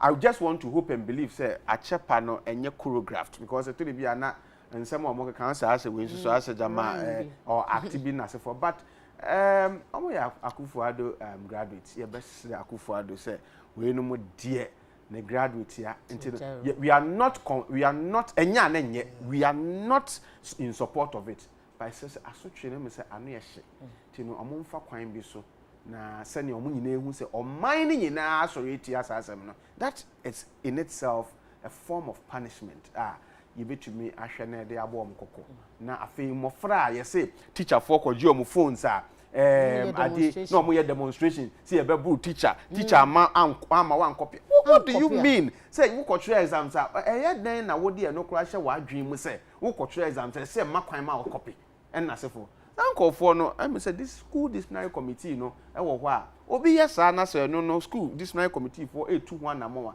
Yen so anon term school one. Na me bra me co school secondary school me headmaster we nyam baby query ko so ansa. Was West Africa secondary school. No, I say my my yeah, Fred be pantalon. Pantalon wa she nika so eboro ukotudwe na adi. No Yeah, na boys in front of officer. Debbie, yeah, sheni kamano eburu koto dwe tintin. Wa she socks tintin atwe na headmaster se mention na we kotwa punk. Na ochiwa or the apasu wenim no or the tumu left no right no pa janasa. Ya chiwo unika tintin a or no echiwo to twitwa so. Na afi obe won so obe she draws aba na said whatever. But who say na discipline no na wo ho headmaster ye na teacher for nso e born children na sefo. Well, and it's our discipline. You best share a teacher, parents. CNT assess the more fun school. Yes, okonya grade 8 pe na you know. Education is expected to be total and holistic. Send your better obe PF school beba na nye grade 8 pe anase excellent pen when your we sua sane kasa we sua sane ni part etna we sua niam bebre ya ebeboa awofo ebeboa ebusua na ebeboa oman ani wiase afa na yin emfa no enhye tim say no hye tim dia then parents will have to support teachers on teacher for who say yes support them we ne maame kra fo ame so say abofra ne oye ne wanye ni amentia na eno so no mom akokoduro mom mutumi ye ne a omope na sa yi video ye edi president atem near they say near man ye the audacity to video and to put it out there na there me ye hope say we be first and last. But prof adia o kan ya me ni so ye awfo no mutumi didi atem e wo monkola ni na go back to video and I may refer to honorable say enema sisters penifo a wo mukuta nkora nketo na ye di atem ebitumi no wo record na ne bagina ho na odi atem na ne bagina nti sa akora na odu SHS na GHS obede atemie no ye simple man no odi ne yonko atem wesin bi kra ahmete enso akora say de ka no no kra ye video e utumu sa akora no wafo ne ho kra je say waboto ade we kra ato no wasesa na ne ono ani wi ase ano doc menye o final comment na ye ko ono abo na ye hwe final comment say ye hwe mission schools no ye hwe say betimi e dia mom back bi ma because discipline issues e wo ho na afi ye wo school bi wo ho kra nkwala no mo try exams there's no supervision from form 1 almost try exam they inculcate that discipline in them. Yeah. No exams. I don't want to mention this, but there are a number of schools in this country. No try exams are no supervision. They write it and they write it well. Timestre say, now allowing schools leadership to continue to exercise the discipline they have to exercise, is very important. Schools counseling system must be properly activated. Because where our abofra ye nyina be patch our mano. When you obina psychologically one counsel in a year, it has its own effect on the students as far as the examination is concerned and even after school. The counseling system at the school level also kakra. Now we should continue to exercise that discipline at the school level. The various PTAs, the schools management committee, headmasters, no exercise discipline. Because if we are not very careful, the children we are turning out today will become the future leaders of Ghana. We should ask ourselves, in the next 10, 20 years, you and I will be out of the scene. Are these the people we are leaving Ghana for? It's a question you and I have to answer someday. I mean, for being counsel school for now, I am my see a treasure, I see a copy, no, there be a treasure, I see a copy now. Wo copy na se teacher ma wo an copy na che say wo pese wo che say onu ye wiki teacher wo de sa mentality no wo de kodu university am fan free o wo ntumi mfa copy a mentality ko right university wo copy na ye che wa yi wadi wo ye be ban from writing exam nti no omo mfa se suban no say go do obi na ne sere ho na wa choro ne ma bi obi na wa yes debi nti no they should begin to recite themselves wo ko sua ade a wo sua. Trust in what you have read and suade bebre kind but yes so kind as for yeah the question too anymore na obetumi atro watch na mom wo dey show team say ss obi a ukotro exam say unya invigilator bia ne ho dwo a be ma kwan na ma copy a emma wontumi abofra no kwa ontumi nye serious no adisua so na me too am say wo dey sa de no e dey pass it na wo dey kudu university enye sa e be yi wodi. We yanko audience what can we ask him to better my final comment about Abreweya kokun na nkofo pushing ministry no okay say him no Abreweyi say na no makwa koche enipa bonefo no na nkofobia ka say justice for mami, justice for equiadente. No I mean say mo ko ye program be ministry. What is the latest? Nyame na doma watching nkofokro. In fact, me ko kro no do. Kro ni nye kro bi o ye basa wo. Some quiet, nice, serene kro bi na oho dem area ni nyina so wonye dem which camp ade ni bi ho. Inti on ka sampo no ho ho that's all say dem otimi see.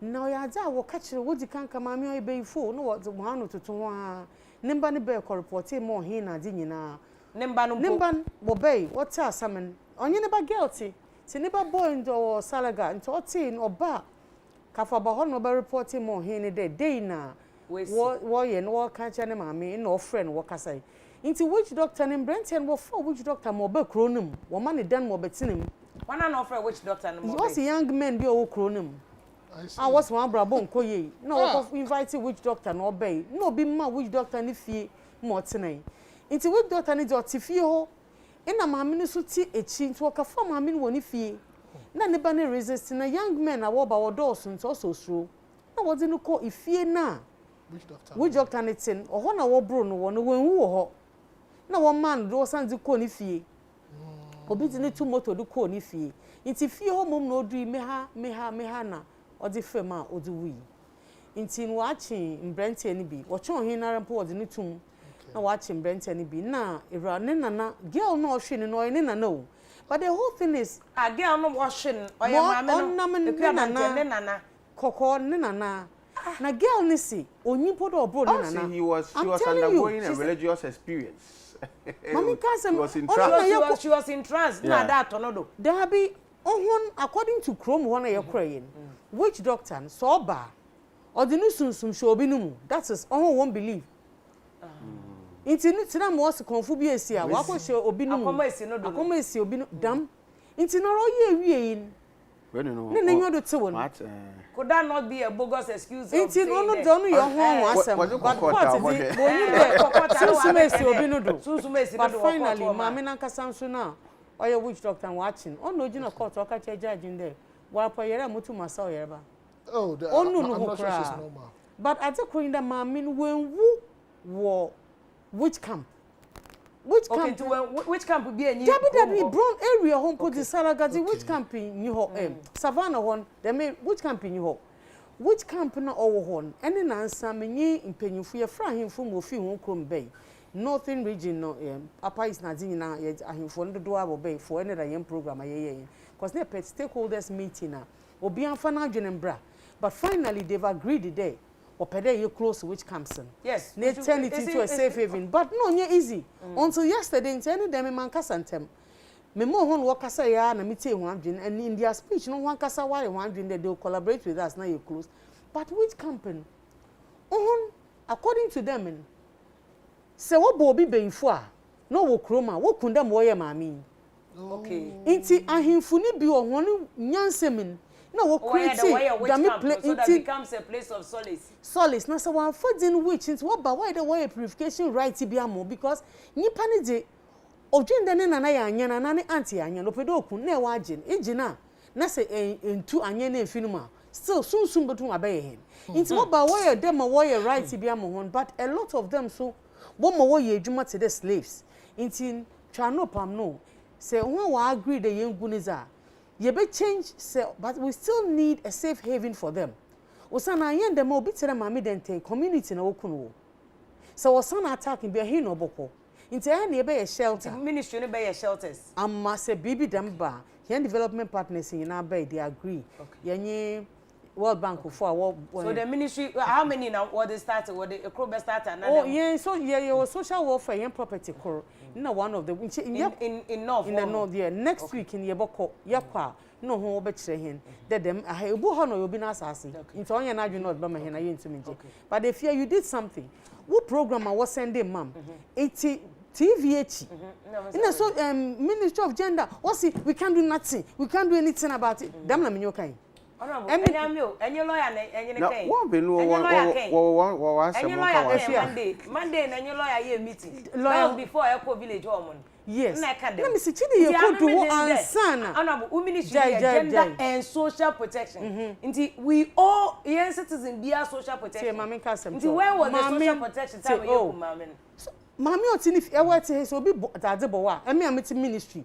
Where will I come? But the state owes me that responsibility, honorable. Since I'm a catcher more for them, honorable lawyer, not I will be lawyer. Since I'm a catcher more for them, the state will charge me a criminal offense. So is the state not liable to me in terms of protecting me? Yes, I'm coming. It doesn't matter where I am. I'm coming. Yet he is a lawyer.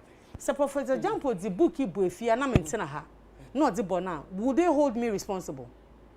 Well, you will not be a witness to it. I will not be a witness to it. But you as a person, they would come to me as a state or a ministry. But Afia, she is like gender ministry. No, honorable, me see gender ministry. Man, can say Cynthia Morrison. That's right. Me see gender ministry. Gender ministry. You all the citizens a duty because honorable tell you. I say me a walelike, which is company. It's always been there. It didn't have to say that death of this woman. Which is camp. But only fear. But it's an amenti if you are saying that. Between the two of us, we have spoken behind the scene, never. You called me. If that is how you want to go. It's a ministry thing. I'm saying it's a state. No. Minister, you see, there's a fundamental problem. There's a fundamental flaw. I know. But there's a fundamental. Minister is a short-term solution that will want to provide shelter for such people. But you see, there's a fundamental problem, and it's a problem with developing countries. One of our challenges, a country be a developing country. What features be two of them, and you're there. In that country, there is massive public ignorance. And then there's also the belief in bogus superstitions. As developing country. As a long-term solution, you see, money see, one of the reasons why we are still developing is public ignorance and the belief in superstition. Widowhood rights.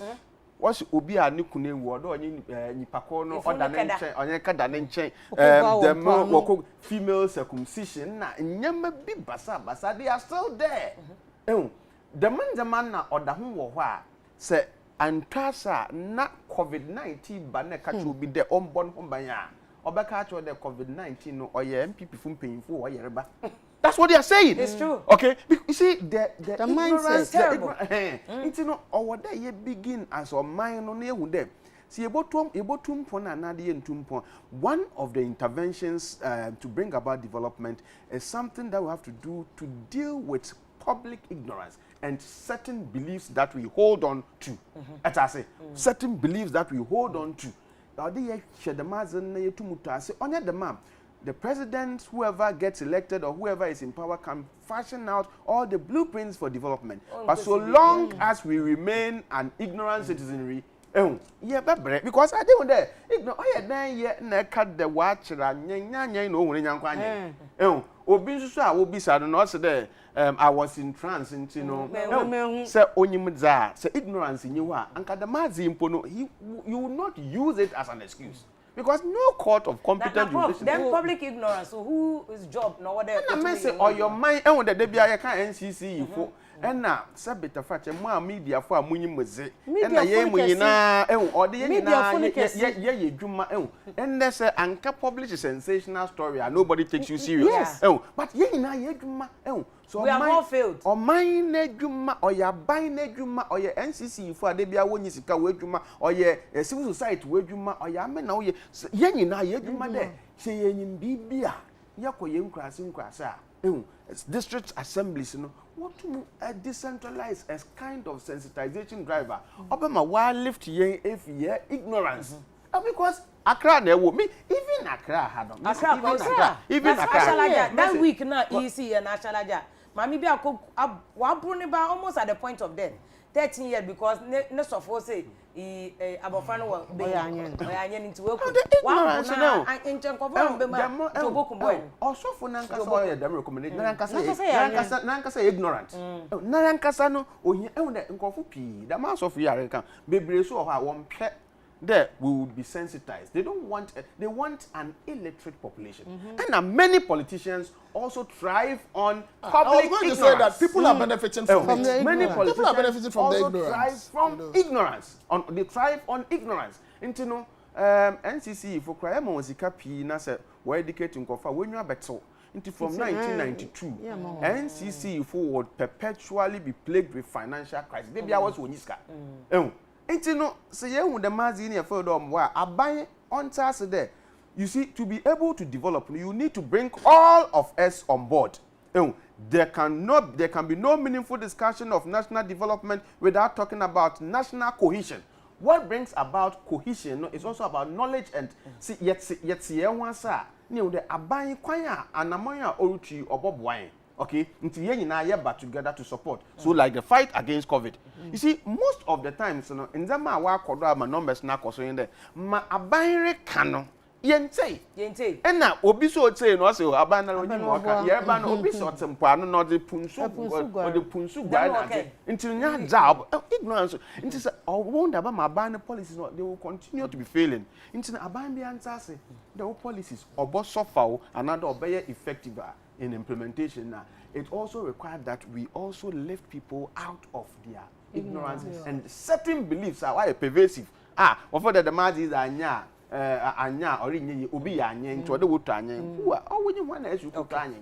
Anya as Nanya shoes, what anya, what to our but thankfully, in Penny, yes, I phone have agreed in on my hand because I want to know where too close. My Professor Jampo is a short-term measure.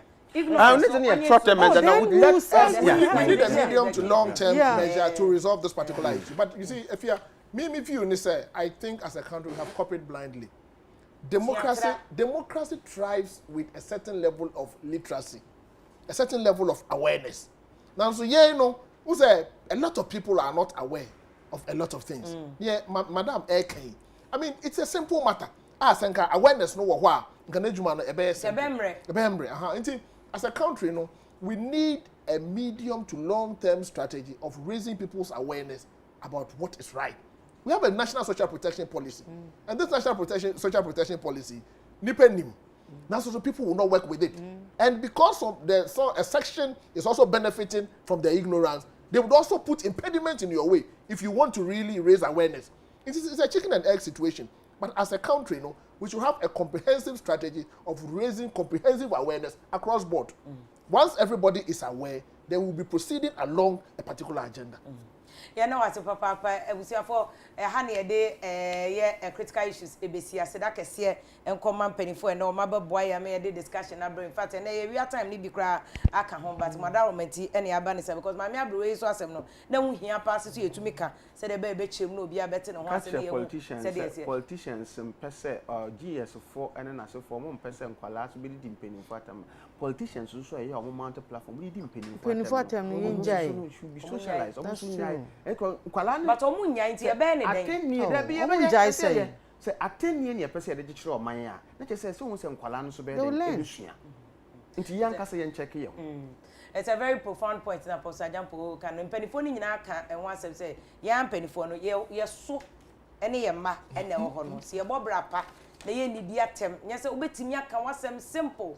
Awu ni atem na we di oye na nye ne kwan so enye no kra ni adensi ye be hye da se kire ye se aduasa mienu na ye di obi papa atem so nipa no ebi kra ye du gina ne nchen a o me no ne pa bo akra ye ka se polish won abi a o me no kra nti ya na ye na nkra no esua no kete na ye de a che ye ma abusa fa se da kese nko ma so hwe ye mo comment no doso e o Facebook ni ade nti mintumi nkan ni nyina nti mesrem a we de mo ye mobo na mo fa nche ya se da kese nko ma eye Professor Ransford Jampo eche prof we ye kwaku ana we ye kwabna na we ye yaw Professor yaw Ransford Jampo associate professor University of Ghana head of Center for Youth Bridge Research Institute. Yeah, that's a professor Obeboye and me den komo e hye so mo bia so eti na wasesa so na Dr. Electoral osan governance expert and our boy ama ensem no akofomate ensem na sesa so na ye ne ayema Minister for Gender and Social Protection ye ma me Cynthia Mamle Morrison so Obeboye ma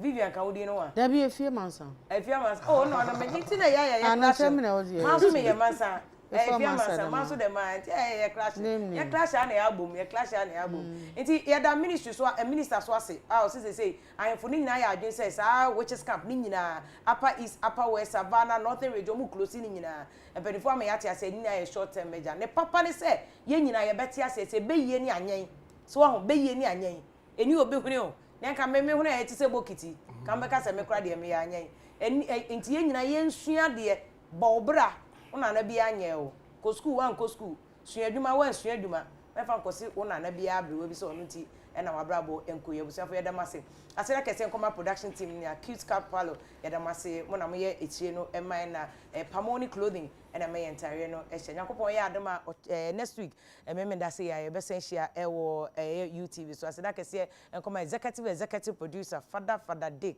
onna na dawoma ode ye betena ha no ma ye adwuma e ma area for risapon eni mpanifo akese nyina ye da mo nyina ase ne Dr. Despite some boy me de dwuma no e ma no special ice which may boost immune system for against COVID no. Yadamasi.